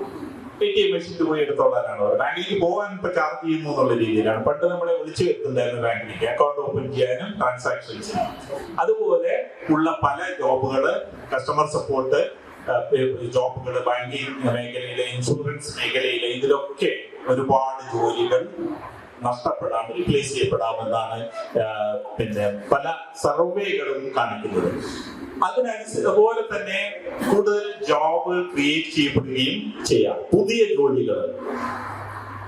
ഒരുപാട് പിന്നെ സർവേകളും ഇതുകൊണ്ട് ഇന്റലിജൻസും. യഥാർത്ഥത്തില് ഒരു വേൾഡ് ബാങ്കിന്റെ വേൾഡ് എക്കണോമിക് ഫോറത്തിന്റെ ഒരു സർവേ പറയുന്നത് ഇന്ന് 1ാം ക്ലാസ്സിൽ ചേരുന്ന കുട്ടി അയാൾ ജോലി എടുക്കാവുന്ന സമയമാകുമ്പോഴേക്കും, അതായത് ഏതാണ്ട് ഒരു 15-20 കൊല്ലം ആവുമ്പോഴേക്കും 65% കുട്ടികളും ഏർപ്പെടെ പോകുന്ന ജോലി ഇന്ന് നമ്മൾ കേട്ടിട്ടേ ഇല്ലാത്ത ജോലിയായിരിക്കും. We never heard of and not existing. ഇന്ന് നമുക്ക് പരിചയമില്ലാത്ത ജോലികളായിരിക്കും 65% കുട്ടികളും ഇന്ന് 1ാം ക്ലാസ്സിൽ ചേരുന്ന കുട്ടികൾ ചെയ്യാൻ പോകുന്ന ജോലി നമ്മൾ ഇതുവരെ കേട്ടുകേൾവി പോലും ഇല്ലാത്ത ജോലികളായിരിക്കും. അതായത് ജോബ് പ്രൊഫൈൽസ്, ജോലികളുടെ സ്വഭാവം തന്നെ കൃത്യമായിട്ടും മാറും. ഇത് ഏതാണ്ട് ഒരു 50 കൊല്ലം മുമ്പ് നമ്മുടെ ആലോചിച്ചാൽ ഏതാണ്ട് ശരിയാണ്. അപ്പൊ നമുക്ക് പറയാൻ പറ്റും നമ്മുടെ മക്കളൊക്കെ IT-യിലും കമ്പ്യൂട്ടർ സയൻസിലും ആയിരിക്കും. ഒരാൾക്കും അന്ന് ഗസ് ചെയ്യാൻ പറ്റാത്ത രീതിയിൽ അന്ന് അൺഹേർഡാണ്, അറിയുക തന്നെയില്ല. പരമാവധി ടൈപ്പ് റൈറ്റിംഗ് ആയിരുന്നു പഠിച്ചിട്ടായിരുന്നു. നമ്മളൊക്കെ 10ാം ക്ലാസ് കഴിഞ്ഞ ഉടനെ പോയിട്ട് ടൈപ്പ് റൈറ്റിംഗ് ഷോർട്ട് ആയിട്ട് ആയിരുന്നു പഠിച്ചത്. സ്റ്റെനോഗ്രാഫർ ആവുകയായിരുന്നു വലിയ ജോലി. അതുപോലെ പുതിയ കാലത്ത് ഏതാണ്ട് ഒരു 15-20 കൊല്ലം കഴിയുമ്പോഴേക്കും ഉണ്ടാവുന്ന ജോലികൾ മുക്കാഭാഗവും നമ്മൾ ഇന്ന് കേൾക്കുകയേ ചെയ്യാത്ത ജോലികളായിരിക്കും എന്നാണ് വേൾഡ് എക്കണോമിക് ഫോറം സർവേ പറയുന്നത്. അതിന്റെ ഒരു ഏതൊക്കെ തരത്തിലുള്ള ജോബുകളായിരിക്കും ഉണ്ടാവുക എന്നതിനെ കുറിച്ചൊരു സർവേ, ഫാസ്റ്റസ്റ്റ് ഗ്രോയിങ് ജോബ്സ്, പ്രത്യേകിച്ചും AI, artificial intelligence, machine learning engineers, data science engineers, അതുപോലെ ബിസിനസ് ഇന്റലിജൻസ്, ഇൻഫർമേഷൻ സെക്യൂരിറ്റി, ഇതുമായിട്ട് ബന്ധപ്പെട്ടിട്ടുള്ള, അതുപോലെ പിന്നെ സുസ്ഥിര വികസനവുമായിട്ട് ബന്ധപ്പെട്ടിട്ടുള്ള മേഖലകളിലായിരിക്കും അധികവും പുതിയ ജോലികൾ ഉണ്ടാവാൻ പോകുന്നത് എന്നാണ് എക്കണോമിക് ഫോറം പറയുന്നത്. റോബോട്ടിക്സ് എഞ്ചിനീയറിംഗ്, ഇൻഫർമേഷൻ സയൻസസ്, അതുപോലെ നമ്മൾ നെസസറി ഫ്യൂച്ചർ സ്കിൽസ് നോക്കിയാലേ പ്രോഗ്രാമിംഗ് സ്കിൽ എന്നല്ല പറയുന്നത്. ഏറ്റവും ടോപ്പ് എന്താണ്? അനലിറ്റിക്കൽ തിങ്കിങ്, ക്രിയേറ്റീവ് തിങ്കിങ്, സൃഷ്ടിപരമായിട്ട് ചിന്തിക്കാനുള്ള കഴിവ്, അനലൈസ് ചെയ്യാനുള്ള കഴിവ്. കാരണം ഇനി ആർട്ടിഫിഷ്യൽ ഇന്റലിജൻസിലുള്ള അപ്ലിക്കേഷൻസ്, ആർട്ടിഫിഷ്യൽ ഇന്റലിജൻസിലെ അൽഗോറിതംസിനെ കുറിച്ച്, അതിൽ വരുന്ന ഡേറ്റ അനലൈസ് ചെയ്യാനുള്ള കഴിവ്, അത്തരം സ്കില്ലുകൾ, ഇതിനൊക്കെ ആയിരിക്കും ഏറ്റവും കൂടുതൽ പ്രാധാന്യം എന്നാണ്. അതുപോലെ തന്നെ നമ്മൾ നോക്കിയാല് പിന്നെ cognitive skills, motivation, self awareness, അതുപോലെ സോഫ്റ്റ് സ്കിൽസ് എന്ന് നമ്മൾ പറയുന്ന, പ്രത്യേകിച്ച് കോളേജ് സ്റ്റുഡൻസിനെ സംബന്ധിച്ച് സോഫ്റ്റ് സ്കിൽസ് എന്ന് പറയുന്നത് അതായത് വിഷയത്തിലുള്ള അറിവ് മാത്രമല്ല, പെരുമാറാനുള്ള കഴിവ്, എങ്ങനെയാണ് നമ്മൾ ഒരു സന്ദർഭത്തോട് റെസ്പോണ്ട് ചെയ്യേണ്ടത് എന്നുള്ളതിന് കഴിവ്, ടീമിൽ വർക്ക് ചെയ്യാനുള്ള കഴിവ്, ടീം വർക്ക് എബിലിറ്റീസ്, ഇതൊക്കെ ആയിരിക്കും ഏറ്റവും കൂടുതൽ പ്രാധാന്യം. നിങ്ങൾ ഇൻഡിവിജ്വലായിട്ട് എത്ര ബ്രില്യന്റ് ആണെങ്കിലും മറ്റാളുകളുമായിട്ട് കൂടെ വർക്ക് ചെയ്യാൻ കഴിയുന്നില്ലെങ്കിൽ നിങ്ങളുടെ വാല്യൂ ഉണ്ടാവില്ല കമ്പനിയുടെ. Team work is one of the most important skills അതുപോലെ ക്ലയന്റിനുമായിട്ട് സംസാരിക്കാനുള്ള കഴിവ്, കമ്മ്യൂണിക്കേഷൻ സ്കിൽസ്, പ്രസന്റേഷൻ സ്കിൽസ്, ഇങ്ങനെയുള്ള സോഫ്റ്റ് സ്കിൽസിന് ഒരുപാട് പ്രാധാന്യം വരുന്ന ജോലികളായിരിക്കും ഉണ്ടാവുക എന്നാണ് ഈ സർവേ നമ്മളോട് കാണിക്കുന്നത്. അനലറ്റിക്കൽ, ക്രിട്ടിക്കൽ തിങ്കിങ്, ഇതൊക്കെ ടെസ്റ്റ് ചെയ്യുന്ന പരീക്ഷകളും അഭിമുഖങ്ങളും ഒക്കെ ആയിരിക്കും നമ്മളുടെ കുട്ടികൾ ജോലി സ്ഥലത്ത് പോകുമ്പോഴുള്ള ഇന്റർവ്യൂവിൽ അഭിമുഖീകരിക്കേണ്ടി വരിക. കോളേജുകളിലെ ക്യാമ്പസ് ഇന്റർവ്യൂസിലൊക്കെ ഇതുമായിട്ട് ബന്ധപ്പെട്ടിട്ടുള്ള തരത്തിലുള്ള പരീക്ഷകളും ഇന്റർവ്യൂസും ഒക്കെയാണ് ഇപ്പൊ കമ്പനികൾ നടത്തുന്നത്. വിഷയത്തിലുള്ള അറിവ് എന്തായാലും വേണം, പക്ഷെ അത് മാത്രം പോരാ പുതിയ കരിയറിൽ വിജയിക്കുന്നതിന്, സക്സസ്ഫുൾ ആവുന്നതിന് എന്നാണ് പുതിയ കോർപ്പറേറ്റ് രംഗത്തെ ഇതുമായിട്ട് ബന്ധപ്പെട്ടിട്ടുള്ള വികാസ പരിണാമങ്ങൾ. ഇതൊരു കൂടുതൽ പൊളിറ്റിക്കൽ ആയിട്ടുള്ള ഒരു ക്വസ്റ്റ്യൻ ആണ്. ലോകത്ത് നടക്കുന്നത് AI വികസിക്കുന്നു, ടെക്നോളജി വികസിക്കുന്നു, പുതിയ കമ്പനികൾ ഉണ്ടാവുന്നു, പുതിയ കാര്യങ്ങൾ ഉണ്ടാവുന്നു, പക്ഷേ ഇക്കണോമിക് ഇൻഇക്വാലിറ്റി വർദ്ധിച്ചുകൊണ്ടുവരുന്നു. ഉള്ളവനും ഇല്ലാത്തവനുമായിട്ടുള്ള വിടവ് വർദ്ധിച്ചുകൊണ്ടിരിക്കുന്നു. നമ്മളുടെ റിപ്പോർട്ടുകളിൽ പിന്നെ സർവേകളിലൊക്കെ നോക്കിയാൽ ഏതാണ്ട് ലോകത്ത് 50% സ്വത്തുക്കളും 1% ആളുകളുടെ കയ്യിലാണ് എന്നാണ് കണക്ക്. നമ്മുടെ രാജ്യത്തിന്റെ മൊത്തം സമ്പത്ത് 100 രൂപയാണെങ്കിൽ ഒരാളുടെ കയ്യിലാണ് അത് 50 രൂപയാണ്. 100 ആളുകളും 100 ഉറുപ്പിയും നമ്മുടെ രാജ്യത്തുണ്ടെന്ന് വയ്ക്കാം. അതിൽ ആ 100 ഉറുപ്പിയിൽ 50 ഉറുപ്പി ഒരാളുടെ കയ്യിലാണ്. ബാക്കി 99 ആളുകൾക്കുള്ള ആണ് ബാക്കി 50 ഉറുപ്പിയുള്ളത്.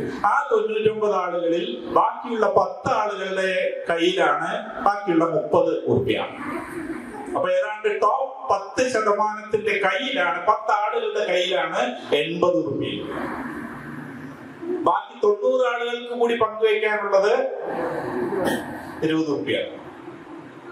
അതിൽ ചോട്ടുന്ന 50 ആളുകളെ എടുത്താൽ അവർക്ക് എല്ലാവർക്കും കൂടി പങ്കുവയ്ക്കാനുള്ളത് 4 ഉറുപ്പിയാണ്.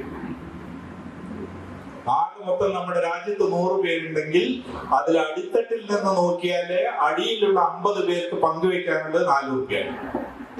ബാക്കി 96 ഉറുപ്പിയും അതിന് മുകളിലുള്ളവർക്കാണ്. അതിൽ തന്നെ 50 രൂപ ഒരാളുടെ കയ്യിലും 80 ഉറുപ്പിയ 10 കയ്യിലും. സാമ്പത്തിക അസമത്വം എന്ന് പറയുന്നത് ഇതിനെയാണ്. സമ്പത്ത് ഉണ്ടാകുന്നു നമ്മുടെ രാജ്യത്ത്, മൂന്നാമതും മൂന്നാമതും സാമ്പത്തിക ശക്തിയായി ഉയരുന്നു എന്ന് പറയുന്നു. വിശപ്പുള്ളവരുടെ എണ്ണത്തിൽ നമ്മൾ ലോകത്ത് 133-ാം സ്ഥാനത്താണ് പട്ടിക. നമ്മുടെ 3-ാമത്തെ 4-ാമത്തെ എക്കണോമിക്കാണ്. പക്ഷെ വിശന്നിരിക്കുന്ന ആളുകളുടെ എണ്ണം വർദ്ധിച്ചു വരുന്നു. ദിവസം 20 രൂപയിൽ കുറഞ്ഞത് കിട്ടുന്ന ആളുകളുടെ എണ്ണം വർദ്ധിച്ചു വരുന്നു. അതാണ് പോവർട്ടി ലൈൻ. അപ്പോ പുതിയ സാങ്കേതിക വിദ്യ വരികയും അത് വളരെ പവർഫുൾ ആയിട്ടുള്ള, വളരെ ശക്തിയായിട്ടുള്ള, നേരത്തെ പറഞ്ഞമാതിരി AI വികസിക്കണമെങ്കിൽ എന്ത് വേണം? കമ്പ്യൂട്ടർ പവർ വേണം, ഡേറ്റ വേണം. ആരെങ്കിലും ഡേറ്റ ഉള്ളത്? ഫേസ്ബുക്ക്, മൈക്രോസോഫ്റ്റ്, ഗൂഗിള് തുടങ്ങിയ കമ്പനികൾ. ഇന്ത്യയിലെ ഒരു കമ്പനിയിൽ ഡേറ്റ ഒന്നുമില്ല. ഇന്ത്യയിലൊന്നും AI ഉണ്ടാക്കില്ല കേട്ടോ, നമ്മൾ ഉപയോഗിക്കേണ്ടതേ. കാരണം അതിനുള്ള ഡേറ്റ മുഴുവൻ ഉള്ളത് നമ്മൾ നേരത്തെ പറഞ്ഞ മാതിരി അനുഭവങ്ങള്, നമ്മൾ ചാറ്റ് ചെയ്യുന്നത്, നമ്മൾ സംസാരിക്കുന്നതൊക്കെ എവിടെ, ഏതിൽ കൂടെയാണ് നമ്മൾ ചെയ്യുന്നത്? നമ്മൾ വാട്സാപ്പിലാണ് ചെയ്യുന്നത്, ടെലിഗ്രാമിലാണ്, ഇൻസ്റ്റാഗ്രാമിലാണ്, ഫേസ്ബുക്കാണ്. ആരെങ്കിലും ഇന്ത്യയിലാണോ ഈ ആപ്ലിക്കേഷനുകൾ? ഡേറ്റ മുഴുവൻ കോർപ്പറേറ്റുകളുടെയിലാണ്. ഡേറ്റ ഇല്ലാത്തവർക്ക് ഒരു AI ഉണ്ടാക്കാൻ പറ്റില്ല. വലിയ വലിയ കമ്പ്യൂട്ടറുകൾ, ഡേറ്റാ സെന്ററുകൾ ഇത് കാൽക്കുലേറ്റ് ചെയ്യാൻ. ഇപ്പൊ നമ്മൾ ഡേറ്റാ സെന്ററിന് ഒരുപാട് വൈദ്യുതിയുടെ ആവശ്യമുണ്ട്. ഇപ്പോഴത്തെ ചർച്ച യഥാർത്ഥത്തിൽ ഡേറ്റാ സെന്ററിന് ചെറിയ ചെറിയ ന്യൂക്ലിയർ പവർ പ്ലാന്റ് ഉണ്ടാക്കുന്നതിനെ കുറിച്ചാണ്, മൈക്രോ ന്യൂക്ലിയർ പ്ലാന്റ്സ് ഉണ്ടാക്കുന്നതിനെ കുറിച്ചാണ്. അപ്പൊ ഹ്യൂജ് ഇൻവെസ്റ്റ്മെന്റ്, മൂലധനമുള്ള കമ്പനികൾക്ക് മാത്രമേ സാങ്കേതിക വിദ്യ വികസിച്ചു കൊണ്ടുപോകാൻ പറ്റൂ. അതുകൊണ്ട് തന്നെ അത്തരം കോർപ്പറേറ്റുകള് ഇതിന്റെ നിയന്ത്രണവും കുത്തകയും ഏർപ്പെടുത്തുകയും സാധാരണക്കാർക്ക് അതിന്റെ ഗുണഫലം അനുഭവിക്കാൻ കഴിയാതെ വരികയും ചെയ്യുന്ന ഒരവസ്ഥ. ഇക്കണോമിക്കലി, സാമ്പത്തികമായിട്ട് അതിന്റെ വിടവ് വർദ്ധിച്ചു വരുന്ന ഒരവസ്ഥ. അങ്ങനെയുള്ള അതിന്റെ സൈഡ് എഫക്റ്റുകൾ കൂടി നമ്മൾ അതിനെക്കുറിച്ച് കൂടി ജാഗ്രത പാലിക്കേണ്ടതുണ്ട്. നേരത്തെ പറഞ്ഞതുപോലെ ഏതാണ്ട് 40% മുകളിലുള്ള വർക്കേഴ്സ്, പ്രത്യേകിച്ച് അൺസ്കിൽഡ് വർക്കേഴ്സ് ജോലി പോകുമെന്നും മറ്റൊരു ജോലി കണ്ടെത്താൻ കഴിയാതെ ആവുമെന്നുമാണ്. അപ്പൊ പലപ്പോഴും നമ്മൾ ഇവിടെ കേട്ടിട്ടുള്ളത് പോലെ pension, universal basic income programme എന്ന് പറയുന്നത് പല രാജ്യങ്ങളും അതിനെ കുറിച്ച് ആലോചിക്കുന്നുണ്ട്. റീപ്ലേസ് ചെയ്യുന്ന ജോലി ഇല്ലാത്തവരെ എങ്ങനെ കൈകാര്യം ചെയ്യും? നമ്മള് നേരത്തെ പറഞ്ഞ മാതിരി അല്ലെങ്കിൽ അവരൊക്കെ കൂടി തെരുവിലിറങ്ങിയാല് നിങ്ങൾ ആലോചിക്കും, 80% പേർക്ക് ഒരു ജോലിയിലെ ഒരു ഇൻകം ഇല്ലെങ്കിൽ പിന്നെ എന്ത് ചെയ്യും? ജയിലാണ് കൂടുതൽ. പുറത്തിരിക്കുന്നതിനെക്കാട്ടിലും കൂടുതൽ സുഖം ജയിലിലാണെന്ന് വന്നു കഴിഞ്ഞാല് സൊസൈറ്റി കൊളാപ്സ്. 3 നേരം പട്ടിണിയാണ് പുറത്ത്, ജയിലിൽ 1 നേരം ഭക്ഷണം കിട്ടും വെച്ചാൽ നമ്മളെവിടെ പോവാ? ആ രീതിയിലേക്ക് ദാരിദ്ര്യം, എക്കണോമിക് ഇനീക്വാലിറ്റി, സാമ്പത്തിക അസമത്വം ആ രീതിയിലേക്ക് വർദ്ധിക്കുമ്പോ ഈ പറയുന്ന സാങ്കേതികത ഉണ്ടായതുകൊണ്ട് ഒരു കാര്യമില്ല.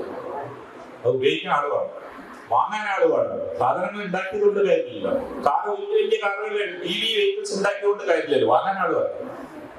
So universal basic income, pension, welfare pension കൊടുക്കേണ്ടി വരുന്ന ഒരവസ്ഥ ഉണ്ടായേക്കാം.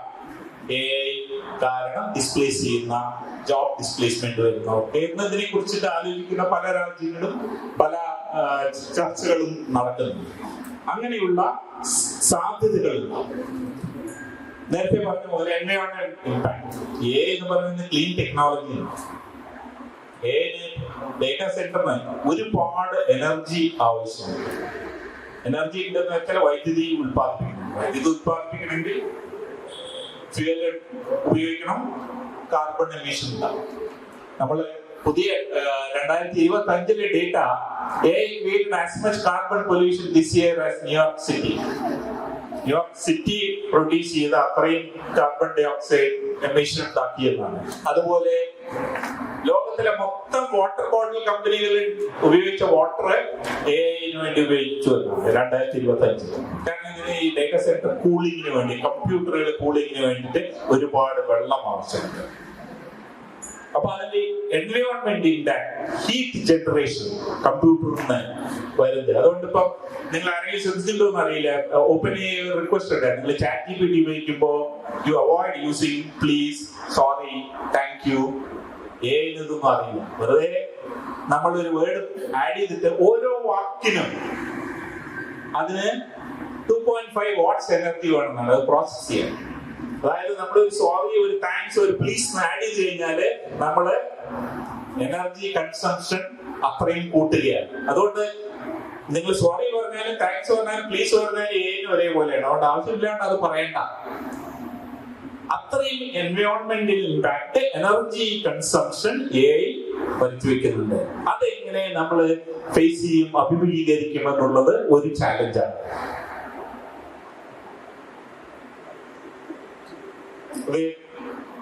AI-യുമായി ബന്ധപ്പെട്ടുള്ള ഒരുപാട് പ്രശ്നങ്ങളുണ്ട്, കൺസേൺസ് ഉണ്ട്.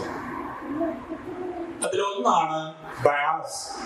നമ്മുടെ സമൂഹത്തില് ഒരുപാട് മുൻവിധികൾ, ഒരുപാട് പ്രിജുഡീസസ് ഉണ്ട്, അല്ലേ? ചില ആൾക്കാർ ഇങ്ങനെയാണ്, ചില വിഭാഗങ്ങൾ ഇങ്ങനെയാണ്, ചില പ്രദേശക്കാരിങ്ങനെയാണ്, ഒരുപാട് പല ദേശങ്ങളിലും ഉണ്ടാവും. ആ തരം ബയാസ് ഒക്കെ AI-ക്ക് വരും. എങ്ങനെ? നമ്മുടെ സമൂഹത്തിൽ നിന്നുള്ള ഡേറ്റ എക്സാമ്പിൾ ആണ് ഉപയോഗിക്കുന്നത്. ഇത് മനഃപൂർവ്വവും വരാം. ഉദാഹരണത്തിന് നമ്മൾ ക്രിമിനൽസിനെ നേരത്തെ കണ്ടുവരെ എയർപോർട്ടിൽ ക്രിമിനൽസിന്റെ ഫേസ് റെക്കഗ്നൈസ് ചെയ്യാൻ വേണ്ടി ഒരു AI സിസ്റ്റം ഉണ്ടാക്കാൻ കഴിയും.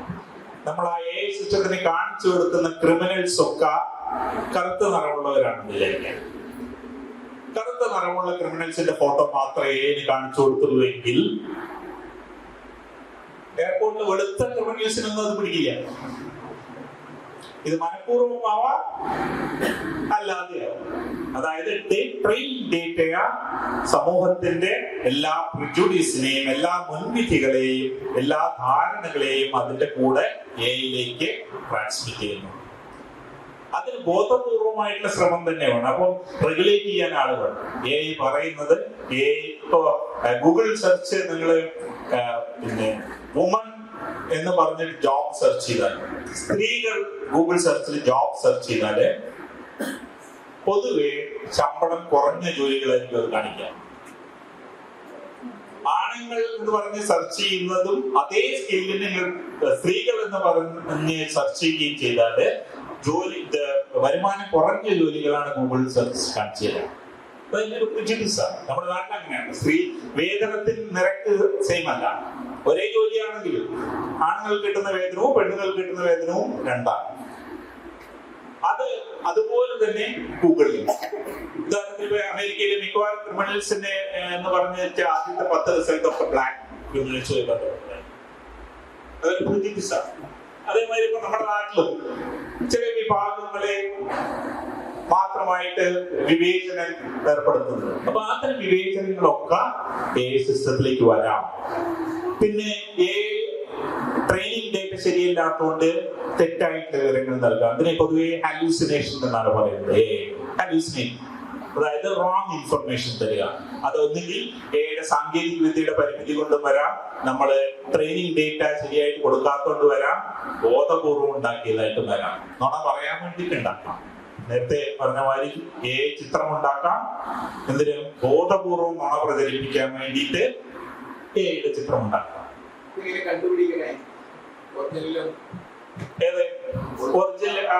അതിന് ഒരുപാട് സാങ്കേതിക വിദ്യകളുണ്ട്. യഥാർത്ഥത്തിൽ അതിനെ കുറിച്ചാണ് ഞാൻ ജനുവരി 10 വർക്ക്ഷോപ്പ് നടത്താൻ തൃശ്ശൂര്.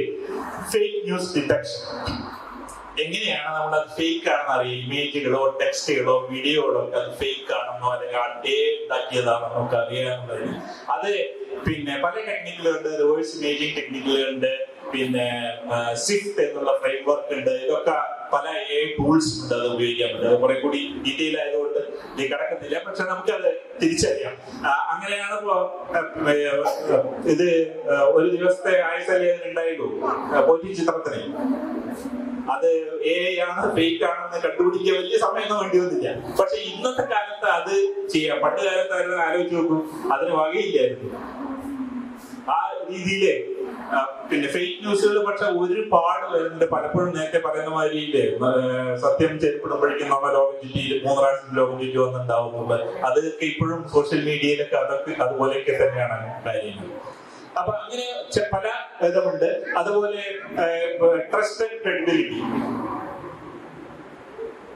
പിന്നെ അത് തരുന്നത് ശരിയായിട്ടുള്ളതാണെന്ന് എങ്ങനെ നമുക്കറിയാം? ആരാണ് അതിനെ ഓത്തറൈസ് ചെയ്യുന്നത്? ആരാണ് അതിന്റെ റെഗുലേറ്ററി ബോഡി എന്നുള്ള ഒരുപാട് പ്രശ്നങ്ങൾ അതിലുണ്ട്. അതുകൊണ്ട് തന്നെ ഇപ്പോ ആർക്ക് മോഡൽസ് റിലീസ് ചെയ്താൽ അത് തരുന്ന ഉത്തരങ്ങൾ ശരിയാണോ അല്ലേ എന്നൊന്നും പറയാനുള്ള യാതൊരു വഴിയുമില്ല. ആരും സർട്ടിഫൈ ചെയ്യുന്നില്ല. അപ്പൊ നമ്മുടെ മരുന്നുകളൊക്കെ നമ്മുടെ ഡ്രഗ് കൺട്രോളർ സർട്ടിഫൈ ചെയ്യണം, എന്നാലേ നമ്മുടെ മരുന്ന് ഷോപ്പിൽ വിൽക്കാൻ പറ്റില്ല. അതുപോലെ മോഡലിൽ അങ്ങനെ ഒരു സർട്ടിഫൈങ് അതോറിറ്റി ഇപ്പൊ ഇല്ല. അപ്പൊ ആ രീതിയിലുള്ള ഒരുപാട് ചാലഞ്ചസ് അതിൽ ഉണ്ടാവും. നമ്മൾ സംസാരിച്ചുകൊണ്ട് ഇതാണ് ഞാൻ ആദ്യം പറഞ്ഞ ഗൂഗിളിലെ ഗോഡ് ഫാദർ ഓഫ് എ. അദ്ദേഹം ഗൂഗിളിൽ നിന്ന് റിസൈൻ ചെയ്തു. അത് റിസൈൻ ചെയ്യാൻ കാരണം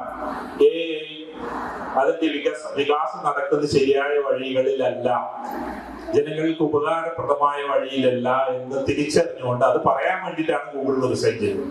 കാരണം ഗൂഗിളിന്റെ ഉള്ളിൽ ഇരുന്നുകൊണ്ട് അത് പറയാൻ പറ്റില്ല എന്നുള്ളത്. അദ്ദേഹം പറഞ്ഞത് ഇതാണ്: my worry is that it will make the rich richer and poor poorer. As you do that, society gets more violent.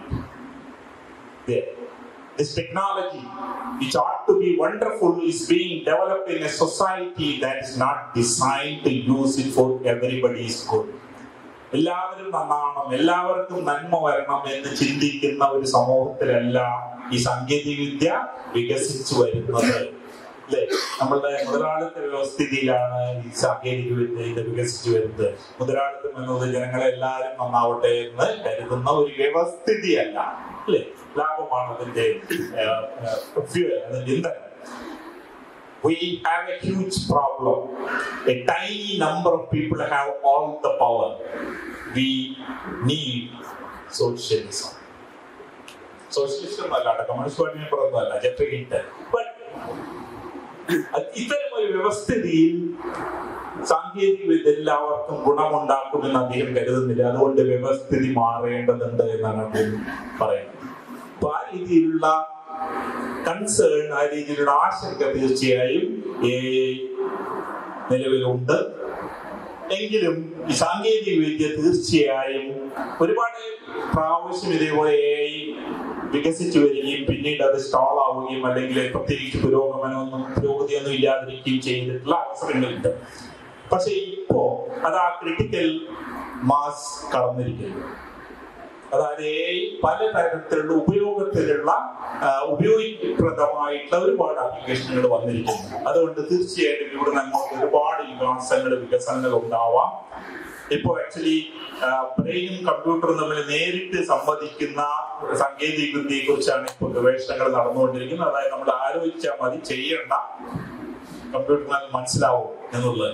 ഇപ്പൊ ഈ ഡിസേബിൾ ഉള്ള ആൾക്കാർക്ക് വേണ്ടിയിട്ട് പിന്നെ അവർക്ക് മൗസ് ഇങ്ങനെ മൂവ് ചെയ്യാൻ പറ്റില്ല. അതുകൊണ്ട് അവർ നോക്കിയിട്ട് മൗസ് എനിക്ക് ഇങ്ങോട്ട് മൂവ് ചെയ്യണമെന്ന് പറഞ്ഞാൽ തന്നെ മൗസ് ഇങ്ങോട്ട് മൂവ് ചെയ്യുന്ന തരം ടെക്നോളജികളുണ്ട്. കാരണം ബ്രെയിനിൽ നിന്ന് നേരിട്ട് ഇലക്ട്രിക് സിഗ്നൽ കമ്പ്യൂട്ടറിലേക്ക് ഇന്റർഫേസ് ചെയ്തിട്ട് ആ തരം സാങ്കേതിക വിദ്യയൊക്കെ വികസിക്കാനുള്ള അടുത്ത 1-2 ദശാബ്ദങ്ങളിൽ കൂടി തീർച്ചയായിട്ടും സാധ്യതകളുണ്ട്. ഒരുപാട് രീതിയിൽ ഒരുപാട് മേഖലകളിൽ ഇത് ഉപയോഗപ്പെടും. അതുകൊണ്ട് തന്നെ അതിനെ റെഗുലേറ്റ് ചെയ്യുന്ന, അതിനെ നിയന്ത്രിക്കുന്ന, അതിന് ശരിയായ ദിശയിലേക്ക് തിരിച്ചുവിടുന്ന ഒരു അന്താരാഷ്ട്ര തലത്തിലും ദേശീയ തലത്തിലും അത്തരം റെഗുലേറ്ററി ബോർഡുകളുടെ ആവശ്യം ശക്തമായിട്ട് നിലവിൽ വരും എന്നാണ് കരുതുന്നത്. അതിന്റെ തീർച്ചയായും ആവശ്യമുണ്ട്. അപ്പൊ ഈ സാങ്കേതിക വിദ്യ എന്നുള്ളത് നമ്മൾ വേണോ വേണ്ടേ എന്ന് തീരുമാനിക്കേണ്ട ഒന്നല്ല, അതിവിടെ വന്നു കഴിഞ്ഞു. അതുകൊണ്ട് അത് എങ്ങനെ നമുക്ക് ഫലപ്രദമായി ഉപയോഗിക്കാം എന്നതിനെ കുറിച്ചാണ് നമ്മൾ അറിഞ്ഞിരിക്കേണ്ടതും അതിനു വേണ്ടിയിട്ടുള്ള ശ്രമങ്ങളാണ് നമ്മൾ തീർച്ചയായും ചെയ്യേണ്ടതും. അത് ഒരുപാട് സാധ്യതകൾ തരുന്നു. നമ്മൾ എങ്ങനെ അതിനെ ഉപയോഗിക്കാം, നമ്മളുടെ ജീവിത ഗുണനിലവാരം വർദ്ധിപ്പിക്കുന്നതിന് വേണ്ടി എങ്ങനെയൊക്കെ ഉപയോഗിക്കാം എന്നതാവണം ഇനി നമ്മളുടെ ശ്രദ്ധയും നമ്മൾ പഠിച്ചിരിക്കേണ്ടതും അറിഞ്ഞിരിക്കേണ്ടതും. With that, ഞാൻ കൺക്ലൂഡ് ചെയ്യാണ്. വളരെ നന്ദി. ഏതാണ്ട് 1.5 മണിക്കൂറോളമായി ഇതുവരെ വളരെ ക്ഷമയോടെ ഇരുന്ന് എല്ലാവർക്കും നന്ദി, സന്തോഷം, നന്ദി, നമസ്കാരം.